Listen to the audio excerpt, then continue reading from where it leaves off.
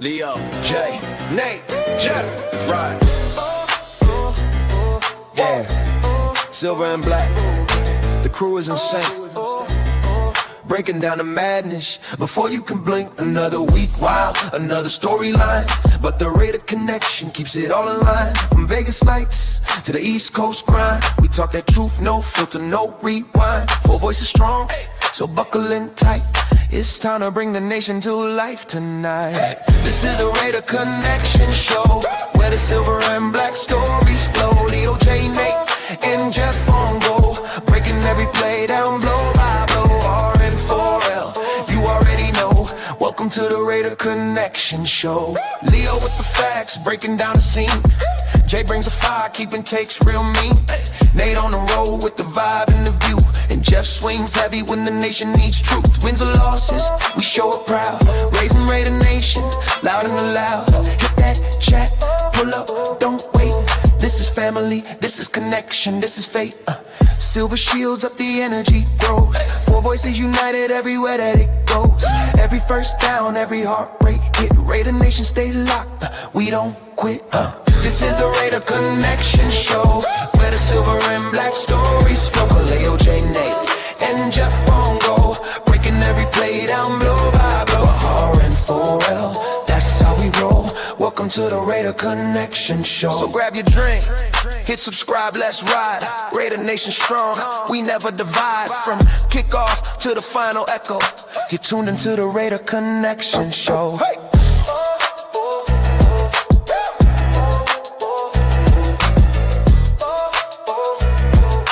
Tuned into the Raider Connection Show.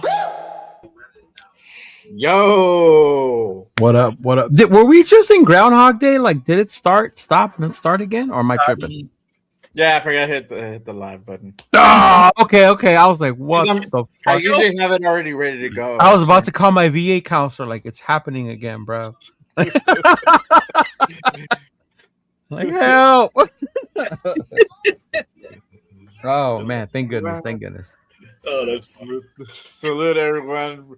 Appreciate everyone pulling up. Welcome to the Raider Connection Show. Y'all already know. Appreciate everyone pulling up and rocking with us on this Wednesday night. Really quick before we go ahead and get into it, you already know we need to go ahead and acknowledge our chat today. Salute to Frank Weber in the building. Salute. Big luck. Frank? What is the deal, my guys? Salute. Appreciate you pulling up. 2 minutes, y'all. 2 minutes. Jesus. Hey, good things happen to those who wait. As we have a fire show. Let's see. Shout out to Perry Stevens. Salute. Appreciate you pulling up. God damn it, Rorschach. I was here before 7. We're ready to go. Somebody kept delaying us. And I wasn't the guy. Oh, yeah. It was Hold on, wait, before we go on. Hold on, wait, really quick. Well, I have to get it out before we stop because we can't talk at the end because Nate usually has to run off and take a shit. So he just backs out of the channel. He does it every time on Thursday night. Are you holding the church? He backs out at the end. He doesn't stay for the post. The post. No. You'll never stay for the post. Yeah, I do. No, you never. don't. It stays empty. Leo's the first one, always out. No, yesterday I left it on. I went to go get my food, and I saw him and Will were still on. We were on for like 3.5 hours. I said, "Oh no, fuck that! I'm gonna eat." You just saw my hand reach over and like. Yeah. Salute to AA Loan in the building. AA Loan. Accelerator. What is good, my guy? Appreciate you pulling up. Yes, Accelerator with the one-liner pickups the other day on Monday, man. Homeboy was shooting a shot. Keep it coming on Mondays, big dog. Hey, you miss 100% of the shots you don't take. Right. Yeah. Rojas, Raymond in the building. What is good, my guy? Salute. Yeah, we can talk about rebuilding that O-line for sure. Jason Downs, salute. Thank you for pulling up. Let's see here. Brandon in the building. What is good, my guy? Oh, he's already talking about Max 2 firsts and 2 seconds. That would already be more than what the Micah, because Micah was 2 firsts and a player. Kenny Clark. Yeah. Right? Yeah. Mm-hmm. Yeah. I don't know. Well, we're gonna get into the Max talk for sure. 100%. Let's see here. Shout out to John in the building. What is good, my guy? Yeah, we're gonna talk about Jim Schwartz for sure. 3rd round pick for Schwartz. Shit. We've given up a 3rd round. We've given up a 3rd round for worse. Yeah, and he's still on the team. Salute. Appreciate you. I know, Cisco. I know, man. Cisco texted me that video too. I was like, oh shit. Like, yeah. Shout out to my boy, the Haas, my boy Jason. Salute, brother. Appreciate you pulling up. My boy, like Hostetler? Marcus? Like Haas, yeah. Like no, he won't say Hostetler, but he's a fucking he's a Bucks fan, so blah. But he way a long time ago the chat's all in Nathan's face. In a faraway place, used to be a Raider fan. Mm-hmm. Long time ago. Yeah, salute. And shout out to China Jack in the building. Salute, brother. Thank you for pulling up. Max is a diva. Oh, well, damn, we're getting those. That's wild. I know. I was listening to War Room earlier. I wasn't hearing good things either. But salute to everybody. Appreciate you guys rocking with us. Make sure if you guys haven't done so already, hit that like and subscribe button on all the channels you see here. I got the links posted in my description down below. Salute to everybody. All right. So let's go ahead and kind of kick things off and kind of start from earlier this week. Raiders looks like they found their next head coach, and it looks like the Raiders were able to go ahead and kind of close that deal up with Klint Kubiak over the weekend. Marky Mark had to go ahead and put in some work and wine and dine Kubiak. But it looks like we're gonna eventually get our prince, and we're gonna. So Mark took him to In and Out or PF Chang's? PF Chang's, bro. He better taking him to In and Out. He's gonna be in Vegas. He's gonna learn about a real fucking burger. God damn it! It should be no object. Yeah. Mm-hmm. But Jeff, when was the last time you had an In-N-Out burger? I've never had one. There's none around here. They don't have them up there. I know that. I know that. When I was asking. There's no such thing. So we're scheduled to have one, I should say. Did you know why they're only in certain areas? No, I've heard it, but I forgot, to be honest. So I barely found this out the other day because I do Lyft and I pick up truck drivers. I pick them up and take them to go do whatever they're gonna do. So one guy was talking to me about it, and he's an In-N-Out truck driver, and he told me because they're building new distribution centers. Because the one in Ontario, they moved it to another spot, and he said if you notice, the reason they're building more, that's how you're getting In-N-Out locations in different areas. Their product has to be able to travel and make it from the distribution center. Yeah, it's quality to the control. stores because of the quality. That's how it stays fresh. Yeah, I was like, no way. I'm like, that's why there's one in Tennessee. He goes, yeah, because Tennessee has a distribution center now. I was like, well, holy shit.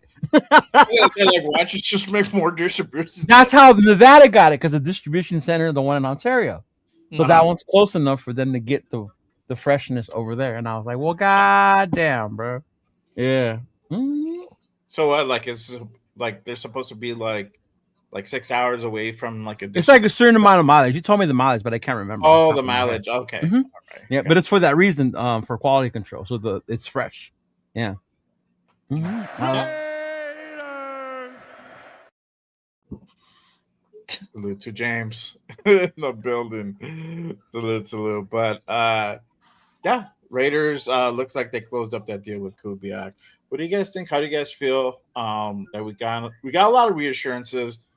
We even had the Seahawks GM come out earlier this week on Radio Row over at the Super Bowl.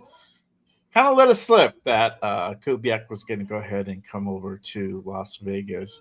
So how do you guys feeling now that we kind of basically have it in the bag? I'll start with you, Nate. How are you feeling about Kubiak Oh, I really like Kubiak. I like the initial thought of him. And we obviously see exactly what he did in Seattle this year with the Seahawks and their offense. And then, doing a deeper dive and watching film on my own and watching breakdowns and things like that, you come to learn how exactly he wants to run this offense. And I think it's going to work perfectly with the personnel we already have and the personnel that we're already expecting to get. And I think that the biggest thing for me is everyone is talking about the offensive line. The Seahawks offensive line is not a strong point for their offense either. And I think that's a good thing to look into is the way that he schemes open their offense. It doesn't rely on, them having the best and the biggest offensive line, which I think is great for us considering we don't have a great offensive line right now. That it's not as far as we may think already. What about you, Jeff? How you feeling? Kind I'm of happy. we got Kubiak in the bag. I mean, that's the guy that everybody kind of wanted anyway. I think for the most part, he was the odds-on favorite for the job. Is that who you wanted? Yeah, that's who I wanted. I wanted him from the get-go. Okay. We didn't go out there to grab a coach right away. Like, we didn't just settle for whoever was available at the moment. We were willing to wait it out, which I'm glad we did. I'm still not going to celebrate yet. I won't fully be 100% on board until he signs on to. Hey, it's happened before. It's happened where coaches have backed out at the last minute. What if they lose and he decides, what, maybe I will stay and run it back. Who knows? Anything, So Tuesday when he signs the paper and they have the press conference, then that's it, man. Take us away. Let's go. Well, I'm happy. Regardless. What about you, Leo? How you feeling? I'm glad. I'm excited. That's their choice. That's who they wanted. That was the number one choice. So I wasn't jumping off a bridge, like, oh my God, there's nobody left and type shit, or whatever. Yeah. I've kind of, I am one that likes, I'm older, so I like a coach with more experience, more leadership. So I wasn't opposed to the other guys.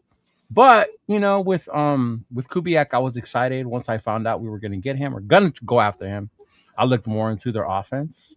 The thing with their O-line, though, you can't say their O-line was as bad as ours either, though. Like, that's comparing apples to oranges, bro. Like, it wasn't the top O-line, but their O-line got a lot better this year compared to last year. Oh yeah, and they handled the Rams front four like nothing because of the scheme, right? Okay, so it's not like they're better than ours, and to say that ours isn't that far off from theirs, everyone is better than ours. Yeah, but you to say ours is not that far off from that? Come on now, it's not. It is. We saw it last year. We thought that in the beginning of the year. We all thought that, oh no, we're cool, we're fine. We'll be able to build these guys. We got Glaze, we got JPJ, we got Meredith, whatever, right? Colton, and then what happened? We hired a coach that didn't want to fucking coaching is part of it, but at the end of the day, the execution goes into it as well. Agreed. Hold my beer in a minute. Agreed. But if your offensive line coach isn't having freaking meetings with you every week, and the offensive line is asking, how do I block this play? But at the same time, I get that part. Problem. But there's a big fall off between Seattle. I'm not saying it's anywhere near good. Yeah, I'm not saying that. We're not as close as people think when it comes to the O-line we have right now. I don't think we're that far off. No, it's not. So then why do you want to draft so many? Considering scheme, 29 picks. Right? If we're not that far off, then why are people screaming and yelling and crying that we need to add more pieces and more players if we're not that far off? We do still need to add more players and pieces. Yes. On offensive line. Again, we still need a bunch of pieces. Starter either out of this draft or from free agency. And I'm not talking about a potential starter in the draft. I'm talking about the free agency. I'm talking about someone that's going to walk in the door and be able to start right away. And we need depth to follow behind all these guys. You need depth at left tackle. Number one is priority too. We need somebody that's going to be able to take over for Colt Miller in 2 years, if not a year. But I think that's the problem. We're not in a position yet to draft depth. Our starters are depth pieces. can we get some starters before we start drafting depth? Yeah, But that's the problem, though. But you still need backups for these guys. Right? You can do both, though, right? You need the starter before you start drafting his backup, before you get his depth. Correct. But again, it still takes bodies that we need in the door that we don't have even circling the building right now, let alone in the door. Even if we're not that far away. We're not that far away as far as I think a solid 5 starters. I don't know. Right. I can only But think of exactly what I'm two. saying. I'm going to think of 2 that I trust right now. Yeah, who? Colton is one, Yeah. and that's if he stays healthy, right? And then the other one would be Jackson. Who's the other ones you can trust as a starter? But I would have said the same thing you said too, is healthy, because neither one of them has stayed consistently healthy. And that's what I'm saying. So we are further off, though. If they stay healthy, there's 2 there. You know, you have Glaze, the jury's still out. You know, Yeah, Caleb- Glaz's regression was so bad, man. It was really bad, yeah. Mm-hmm. It's like, Yeah. I think a lot of that was coaching, to be honest with you. It was big time. And for me, I'm more relieved knowing, kind of having that reassurance that we have Kubiak in the bag. I'm very excited to see the stuff that he's going to go ahead and start doing, and it's going to happen really quick. You know, if they win on Sunday, and they'll probably bring him in Monday, or they'll go up there, whatever, I don't know, just to kind of get that part out of the way and make it official. And they can always have like the ceremony later on and introduce them and whatnot. Ceremony. Yeah, the presser. Oh, I like ceremony. The ceremony where they do the signing. My God, that was a ceremony now? Jesus Christ, we celebrate everything nowadays. Yeah. They do the signing and the like a presser. All right. Ceremony, yeah. And then The presser. if they win, that's if they win, and There obviously better not be no fucking ceremony. Like, hey, the Raiders got a coach. Like, no. They fucking they did a little ceremony for Brady. That's They different, fucking- bro. oh, That's they the just goat. He walked in and clapped. Right? Like, Yeah.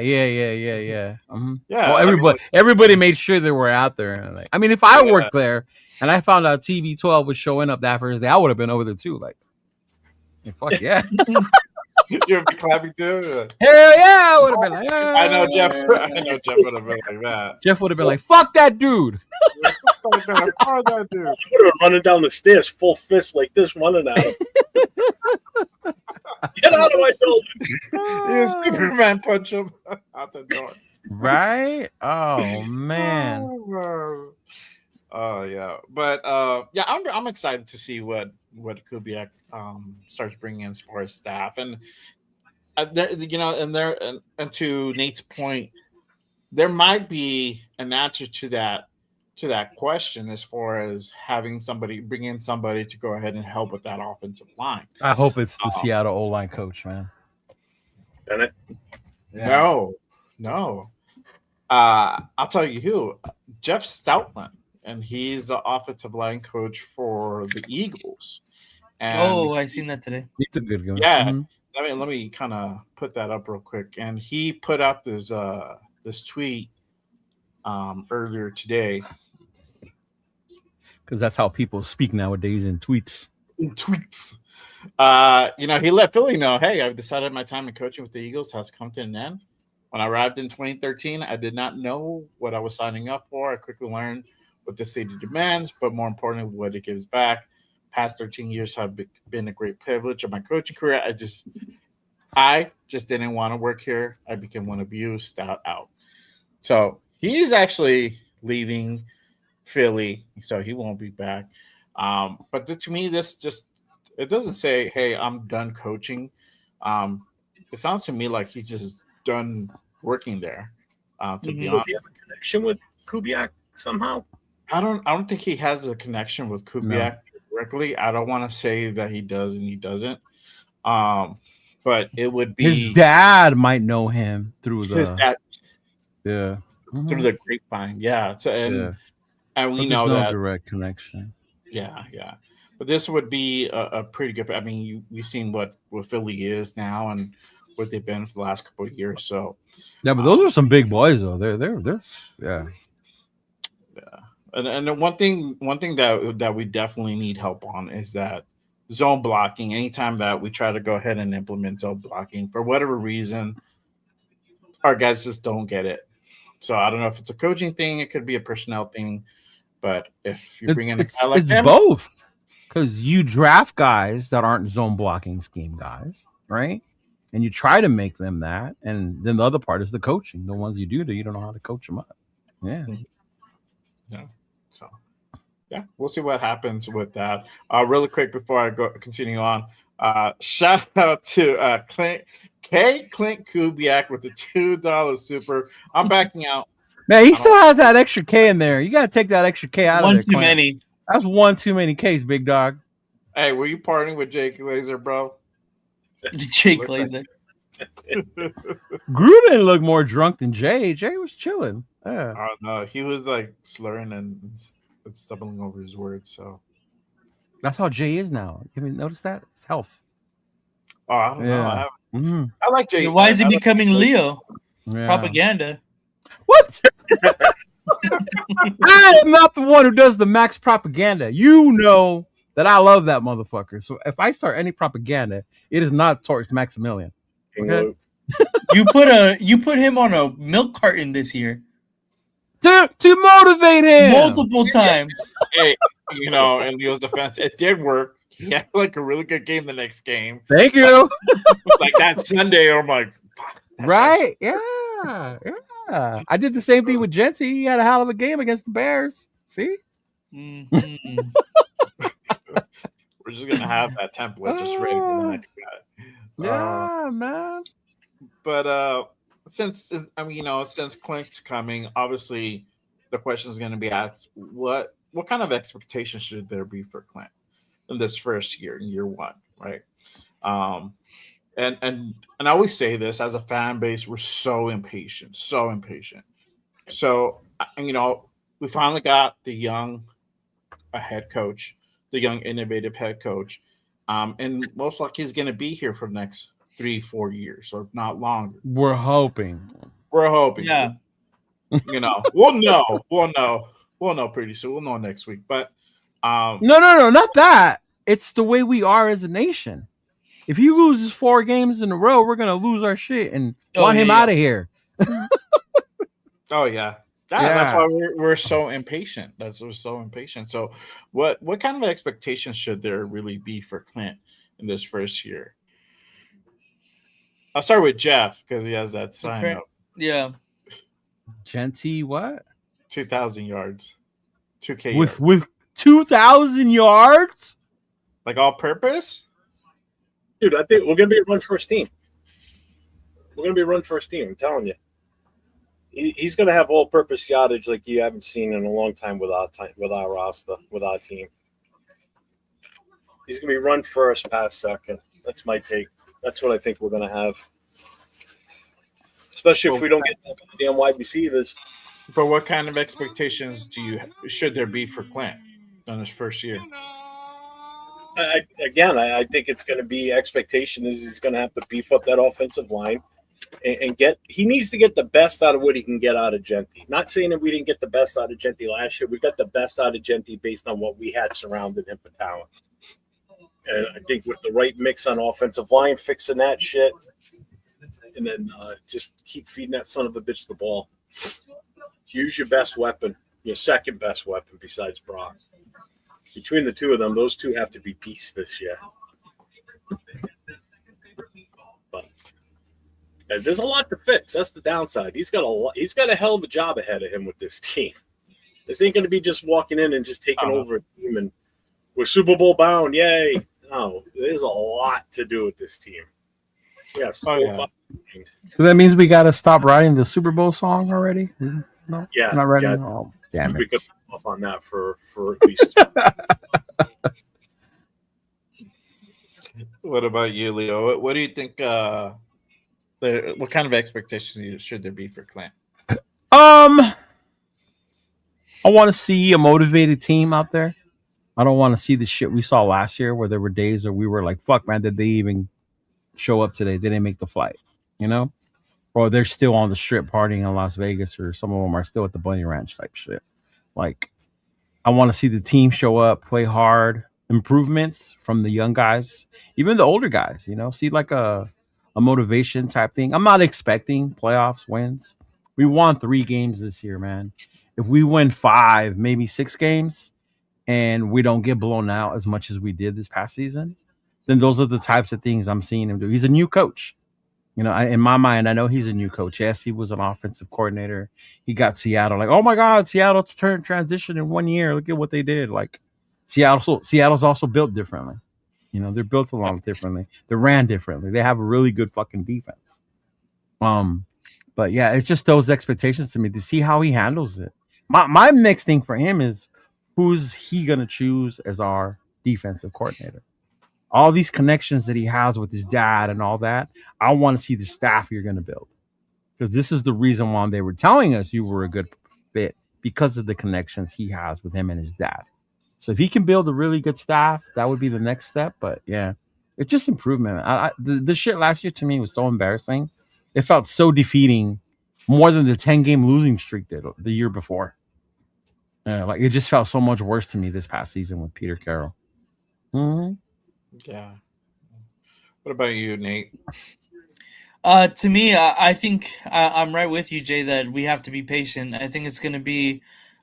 I think we finally found the guy that we can trust. I mean, we're all hoping he can be, and that he's going to stay longer than the previous tenured coaches. To me, the expectation that I have for Kubiak is just development of our younger guys, development of the team as a whole. Create an identity. We've been lacking some sort of identity as a team, as an organization, and hopefully we can kind of cling to something that we are proud of as Raider fans. And I think from here on out, Klint is going to be the guy to be able to do that. And I'm right here with Leo as well. The biggest thing for me is going to be on the defensive side of the ball. We know how smart Klint Kubiak is on the offensive side of the ball, and we know the guys that we have right now are very good, with Bowers and Genty, and we can obviously add more pieces. We're thinking Mendoza's going to be there. So I think we're going to be okay on the offensive side of the ball. The defensive side of the ball is where I'm hoping we spend a lot of time and focus on in this upcoming year. Yeah. And I think the same. I'm the same way. I think we know offensively we're probably we're gonna look better. I don't think leaps and bounds better, but we're gonna look better, at least competent. We just look incompetent at times, and it just literally looked like we didn't know what we were doing half of the time. And that goes also to a lot of it to the coaching staff as well. They contribute that to. But as far as gameplay on the field, we just did not look good at all. So especially offensively. But so I think that's definitely going to improve, and we know that Kubiak's going to be calling the play. So we don't. And I talked when I did my show on Monday with Will. I told him, he asked that question: Who do you see being the offensive coordinator that gets brought on? Honestly, it really doesn't matter as much, because we know that Kubiak's going to be calling the plays. Whoever he decides to go ahead and bring in is going to be like more developmental guy who's going to be sitting under Kubiak, learning and listening and being involved, but not having a whole lot of say and a whole lot of influence. It's really that defensive side of the ball where now that we know Patrick is officially gone, that's a role that's going to be filled. Who's out there? There's a couple of names out there, but and we'll get into that in a second. So yeah, defensively, that's something that I would like to see also being addressed, and hopefully we get an improvement there as well. And now that Kubiak's in that role, not only does he have to just manage offensively, he has to also look at the whole team as a whole as well. So even though if he does bring in a strong defensive coordinator, that he can't completely ignore that anymore, So, but with that being said, what would be like, it depends on what you would consider a good year. And I think that's a question that we should probably ask ourselves. Like, what, we know we're going to be in a full rebuild. We're not going to win a whole lot of games, but what would be considered like really a good year? As far as wins wise, performance wise, what does that look like? Nate, I'll start with you. What do you think a good year would look like or consist of? To me, I already said my expectations are kind of development. To me, it would be getting Bowers back to where he was being argued as the top number one tight end in the league. Getting Genty to be the guy that we drafted him to be at 6 overall, and then also is getting our defense and solidifying them as a unit rather than just having just Max Crosby or just plug in player A B here.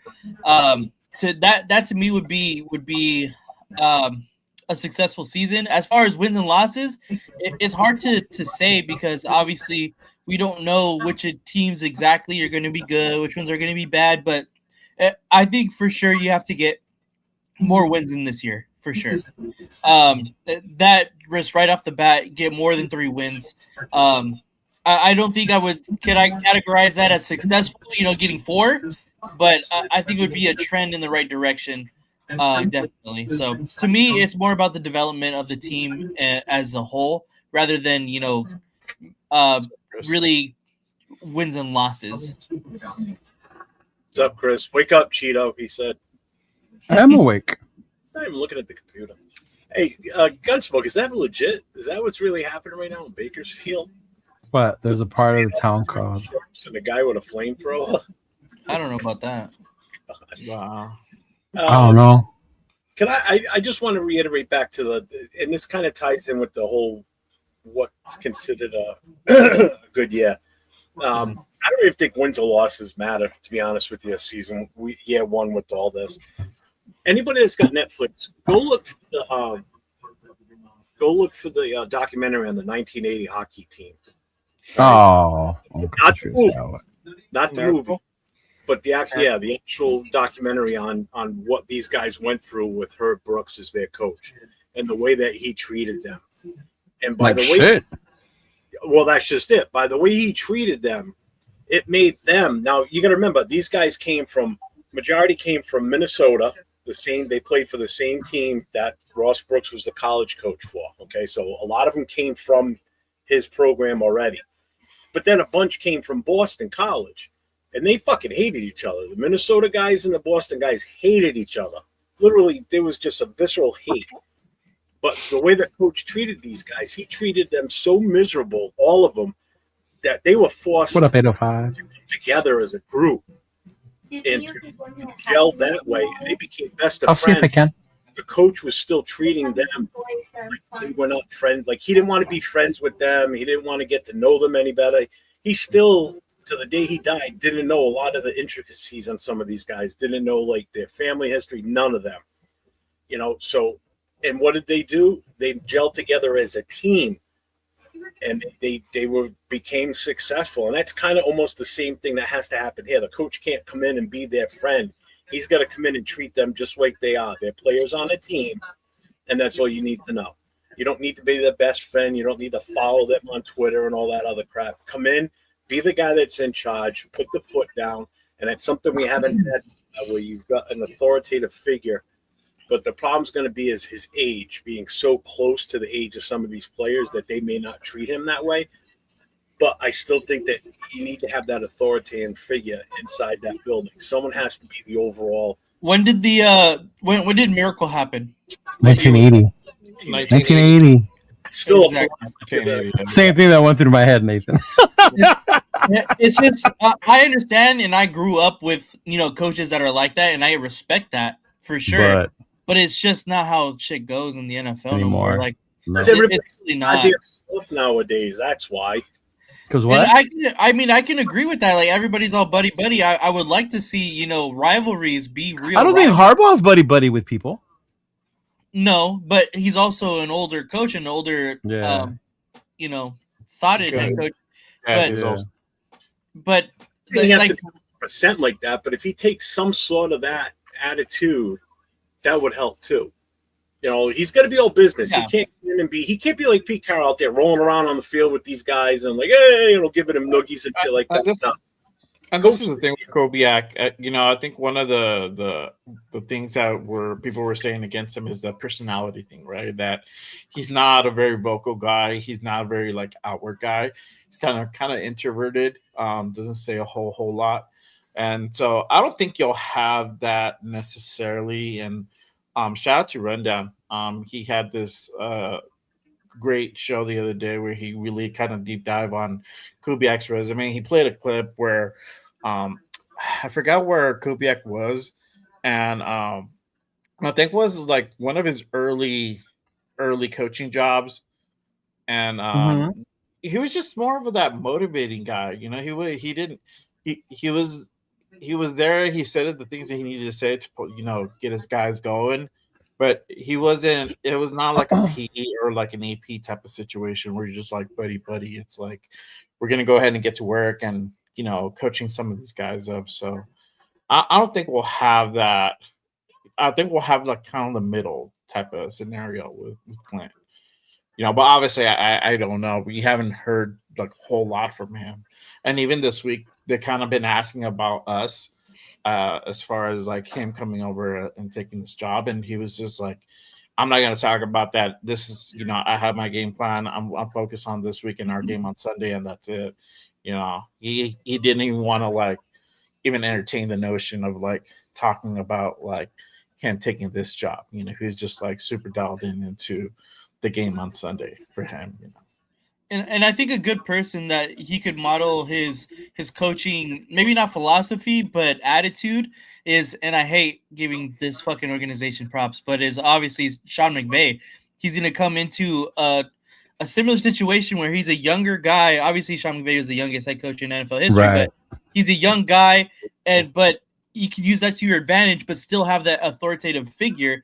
If you look at Sean McVay now, he's still that, professional and business person and mindset at all times.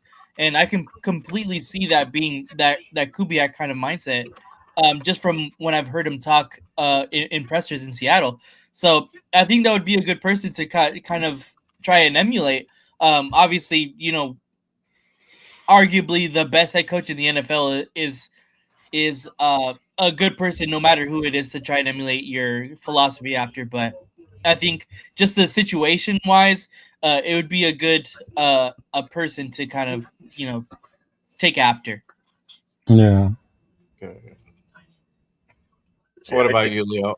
What do you consider like a good year for? I don't want to put a number on it because honestly, to me that's not going to really matter. It's more like the type of culture he's building. It's what it's going to be based off of me for the success. Because that's what we've been lacking. We've been lacking an identity. We've been lacking that culture. I know a lot of people probably in the chat are older too, and they'll say, "Oh, bring back the Raider Mystique." We talked about it yesterday, Jeff. That's gone. The Raider Mystique is gone. The days of the 70s and the old school shit is gone, right? So he has the opportunity to create a new culture, a new way of thinking for Las Vegas Raiders football. So that's what I want to see, that identity. Are we going to be this fucking, if you remember the Rams when Dick Vermeil came back around, it was the greatest show on turf. Like that was their thing, and that was what they're known for, Right. Like if he's going to do some shit like that with this squad, with the weapons like Bowers, with shit like that, that's how I want to see as well. I'll see the success in that first year because you will be able to see that identity. We may not win all the games because, I think personnel wise, we still have a lot more room to get better with, a lot more in so many levels, so many positions before we can actually say, hey, we can make a run at the Super Bowl.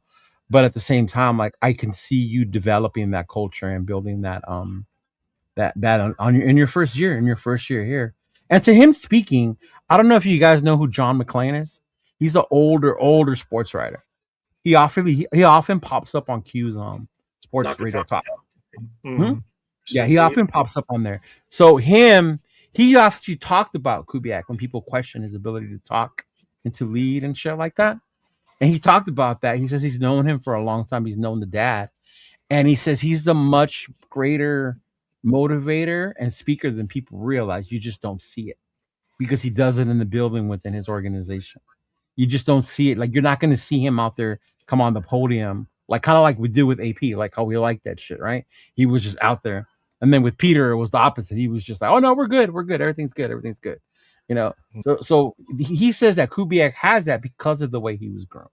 He was groomed to be a coach. He was groomed to take this position, so that he feels that he's gonna have all those things you want from a head coach. And I'm with it, bro. I don't need to hear this dude every Monday or Tuesday telling me how shit's gonna be. You know what I mean? Like, I'm cool with him saying, I'm just here so I don't get fined. Like, I don't give a fuck. As long as we see it on the field, that's where you're talking. That's where I should see it. You see that shit on the field, man. Yeah. Mm-hmm. Yeah, and I agree. I think sometimes they have to do these pressers because it's just like it's required or something. Yeah. You know? Mm-hmm. And it sucks because that kind of takes away from them doing other things, you know, looking at film. That's why we never hear from Spytek, because general managers don't have to do those appearances as often as coaches do. Yeah. Mm-hmm. Yeah.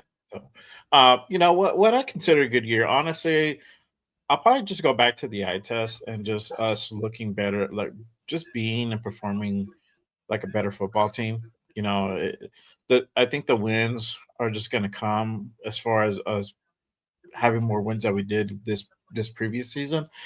I think if we're playing good, we're playing clean, the wins are going to come itself. You know, I just want us to go ahead and really build that foundation for year 2 and 3, because those are really the years that are going to be the years that we make those runs, right? Year 3 realistically is where we're going to, you know, we'll see that playoff contention, you know, type of scenario. Mm-hmm. And we'll have most of the pieces in place to be able to make a good run for it. So I just want, you know, obviously he's in a unique situation, and it's a big project, a big rebuild where there's a lot of pieces. Well, there's several pieces that have to be replaced offensively and defensively, and also coaching staff. And like I said on Monday, putting together a coaching staff is not easy. It's time consuming.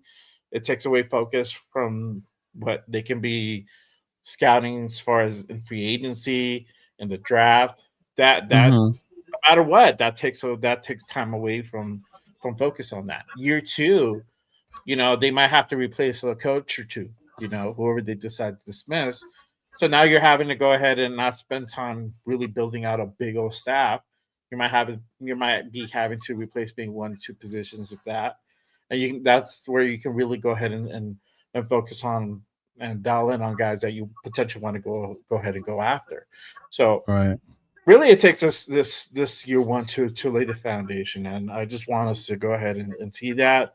And like I said, this is a scenario where it's still not going to look as pretty as people might think it's going to be. And that's where we had to go ahead and exercise patience as a fan base. And I know it's hard. I already see some of the comments like, we've been waiting for a long time. I mean, it's just not going to happen overnight. It's just not. We have too many holes. It's not going to happen like that. But I mean, and I know fans say we've been waiting, but have we really though? Because the minute shit goes bad, we start wanting to throw these motherfuckers to the trash. And it goes from everybody, even the Gruden lovers. I remember when we struggled in the beginning with Gruden. It was why did we bring this motherfucker back? Look at this and this and that. He traded Mac and da-da-da-da-da. Like, have we really been patient though?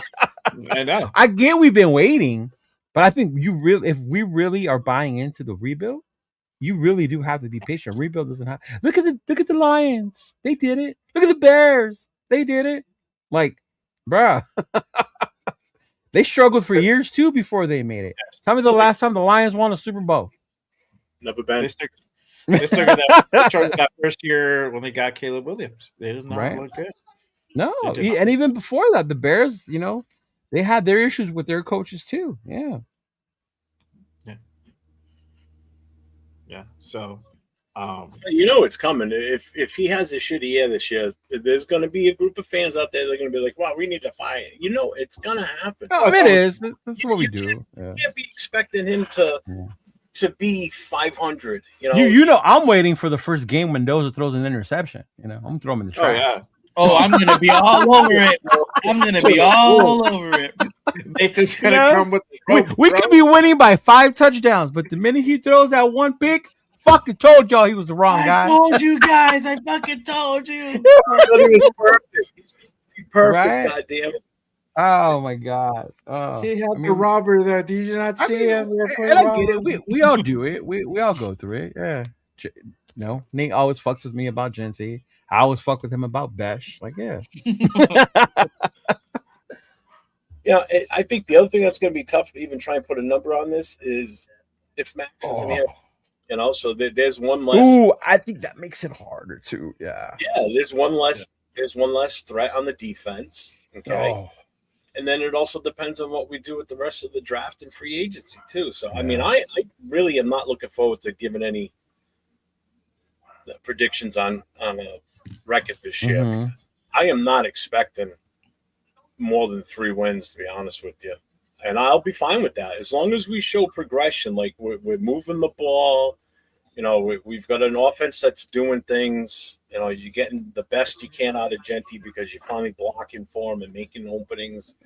That's what I want to see. I want to see that. I want to see enthusiasm on the bench. You know, guys when they come out of the tunnel, the team all runs out and they go right to the bench. You know, I don't want to see any of this sluggish shit where people just don't even want to be here.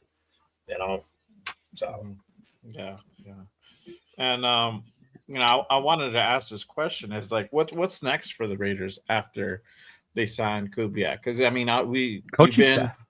Yeah, exactly. We've been dialed in on Kubiak for so long. Is like, what happens after that, right? And I think the big name that's been put out there, we all said it, defense, because with the offense, we know that's all Kubiak, but defensively, what are we going to do there? And this name has been thrown around.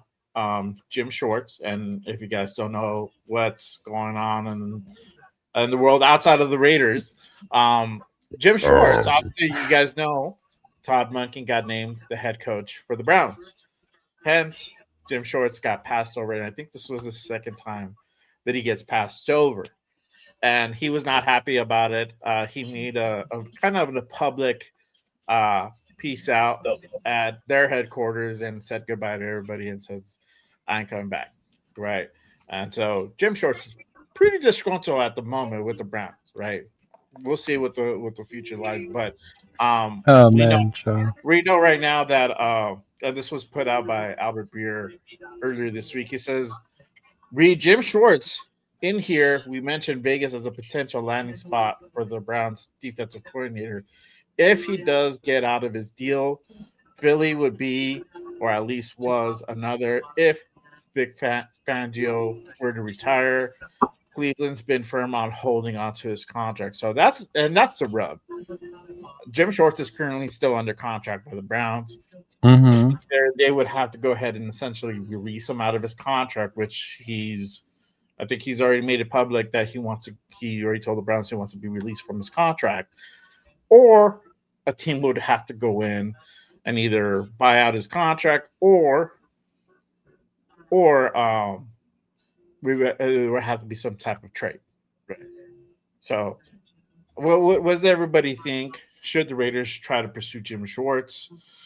Should this be something where it's pushed on from like Brady and Spy Tech, or should be brought up by them as a possible suggestion? What are you guys' thoughts on this? And I'll start with Nate this time. I mean, I would love to pursue Jim Schwartz. At this point, it's not really up to the organization. It's kind of up to Klint Kubiak and how he wants to construct his coaching staff. Mm-hmm. And if we do pursue him without the permission of Klint Kubiak, I think we're just going to fall into the same old Raider stuff. Who's really in charge? Who's controlling what and who and where and what. And so I don't want that. If Kubiak decides to go after Jim Schwartz and is really, adamant about getting him over to being his DC, then we should go all in for it because he is a great defensive coordinator and I would love to see him come over here for sure. But if Kubiak already has somebody else in mind, then we kind of have to just trust the process. And I'm not against that at all, depending on obviously who it is. But my top number one choice would, of course, be Jim Schwartz for sure. Yeah. What about you, Jeff? I'm all in on it. Just I don't want to be trading away draft picks for him. That's all. You know, I don't want to lose any draft capital, plain and simple. I was laughing earlier because there's a radio guy around here in Rhode Island. His name is Jim Schwartz on sports. Half the time when people say his name, it sounds like they're saying Jim Schwartz. So that's why I start laughing instead of saying Schwartz. You know, it's just comical for me, I guess. I don't know. Yeah, I mean, I would be The old man Huber. Schwartz. You're an asshole. I laughed, Jake. Punch him. What about you, Leo? What are your thoughts on Jim Man, Schwartz? it would make a lot of sense if you look at what McVay did when he took over the Rams. He was going to focus on the offense. He hired a veteran defensive coordinator. Right? He fucking brought him over and he ran the defense until he got more seasoned. And then he's like, oh, you know what? Wade Phillips, maybe we decided to make a change. This, and that. And then he did. McVay made the change or whatever. But man, Jim Schwartz to me would be the perfect veteran defensive coach to come in and be our defensive coordinator. The thing that makes me happy about it is he's disgruntled. And when you saw Monken's presser yesterday, was it yesterday? Yesterday I was on with Mike. Shout out to Mike Valley, and he played it. They asked him about Schwartz. And if they're disgruntled, they're not going to see eye to eye. I could see Monken telling the organization, hey, you know what? I'm here to be the head coach. I'm not going to be able to work with this dude. Like, if we need to get him out of here, then let's get him out of here. He's not going to be happy. Yeah. Then let's get him go. And that's perfect opportunity for us, right? Perfect opportunity. He's one. And then the other one that I've been hearing is Seattle's defensive coordinator. Because even like how you admitted to earlier, Jay, with us getting Kubiak, whoever our OC is, ain't going to really call plays because we have Kubiak. Well, Seattle has it the opposite way. Their head coach is the defensive guy. He's the one that calls out the fucking defensive schemes, defensive plays. So their defensive coordinator doesn't really have that, where he's the one calling it. So it would be a thing. And then he's already familiar with Klint, having come from there. Yeah, I expect him to bring a couple people with him from Seattle. Oh, yeah. The way things are going. So that'll definitely, yeah. Well, there were guys that followed him to Seattle, too. So the Mm-hmm. guys Yeah. are going to come with him to Vegas, too, I'm sure. Mm-hmm. Yeah. Yeah, his name is Aiden Durde. I think I said that right. I probably butchered that. But yeah, somebody said in the chat he's got that accent, right? Yeah, Moneycheck says that. Yeah, he's also British. Yeah. He's got that accent. I heard him talk, and I was like, "Oh shit!" I didn't realize that he had that accent when I heard him talk. Like, okay, I like that. I think that when he was talking with Spytech, Brady, and Mark, that he had a plan. Yeah. Well, one of the topics that came up was, hey, what are you thinking that you'd like to fill out with your OC, DC, and some of your other position coaches? So I'm sure hopefully he gave them a list, and it's guys that they can already contact so they can get the ball rolling. So it's just a smoother transition comes next week when he finally gets here. So I'm sure that there's already been contacts made more than likely, quietly, Mm-hmm. So we'll have to wait and see, but I'm sure. I'd like to think they would have. I mean, that kind of seems to be. Oh, I'm pretty sure that was part of it. Yeah. What's your plan? Who do you plan on bringing? Yeah. Especially as it got towards the end, because that's when everybody was freaking out. He ain't gonna be no more coaches left for him to build the staff. Like that. Mm-hmm. There's still plenty of options out there. You forget there's still that one team that's still in the playoffs, and guys followed him there, and they'll follow him here. Yeah. As long as he brings talent that's good, not like the shit that fucking Pete Carroll brought with him. I think somebody said it on the radio when I was listening. As long as he doesn't bring his kids. Somebody called in. I'm cool with whoever he brings in as long as Kubiak don't bring his kids. Right. No, except the brother. They just don't want the kids. Oh man, that shit was funny. Like, bring your brother. Bring that dude. Bring that dude from the fucking. That shit was hilarious, man. Well, rest assured that I heard that Clint's not married. He doesn't have a family like that. He doesn't have kids, so he's married to the game. He's married to the game. Married to the game, just like Oh, him and Fernando are Fernando. definitely a match made in heaven, man. apparently Right. so. All right, Apparently married to the so. game, bro. Married to Oh, is that what you call him? the bro. So you know how we were doing the thumbnail earlier? I try to get them to show up as like a married couple, Oh, and Chat GPT would not do it. no. It would not do it. Yeah, it was like violates this, and there were ways I was trying to get around it, but they would not show them like as a united. GPT is homophobic, guys. Yeah. Gotta use one of the lower budget fucking AI. Yeah, it said the only way it would have done it is if you use fictional characters. Then it would have fucking put them like that together. I was like, oh man. Should I put cartoon? Give me the cartoon version. Mm-hmm. No, bueno, I didn't see what McNabb said. What did McNabb say? I didn't see that either. Send it to me on the gram, bueno. Send it to me on the gram. Just do it first. Yeah, I haven't seen. Yeah. Yeah, but if they're able to get Jim Schwartz, I'm definitely all for that. I mean, it would definitely help us really, I think strengthen that defense. I mean, and our defense wasn't really bad. I thought it was going to be worse, like before the start of the season last year, and surprisingly, they kept us in a lot of games. So I think. Do you know what it was ranked, Nathan? Our defense? I don't know what it was ranked. Somebody called in on the radio and they said that we were like 15th. I was like, no way. I was gonna say 18. No way was that high. Right? It didn't seem. We got blown out a couple times, man. But it's Philly. just because our offense did not produce shit. Our offense No, Philly whooped our ass completely. Defense included. Yeah. They had Max and what's his name? White out there fighting each other. Because remember? A couple of times. Philly whooped our ass, bro. Yeah. Let's see. Whoa. So Fox Sports has the Raiders defense for total defense ranked 14th. Yeah, let's not trust anything from Fox. Check another one. Yeah, that's like going to Yahoo Sports. There's somebody on Facebook that always posts shit from Yahoo, bro. And I'm like, oh my God. All right. This is Pro Football Reference. There you go. Okay. Pro Football Reference has the Raiders defense 25th. Yeah, see? That makes more sense. That makes more sense. It does make more sense, yeah. Yeah. It's kind of like that year that PFF had our O-line at like 10 and we were like, what? Yeah. What? Yeah. Mm-hmm.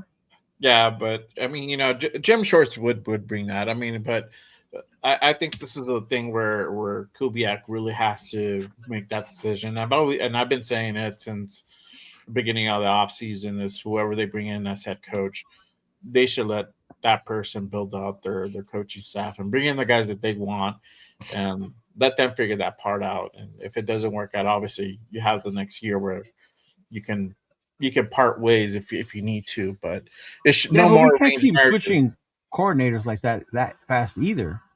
Yeah, you got to stick with certain dudes too for a while.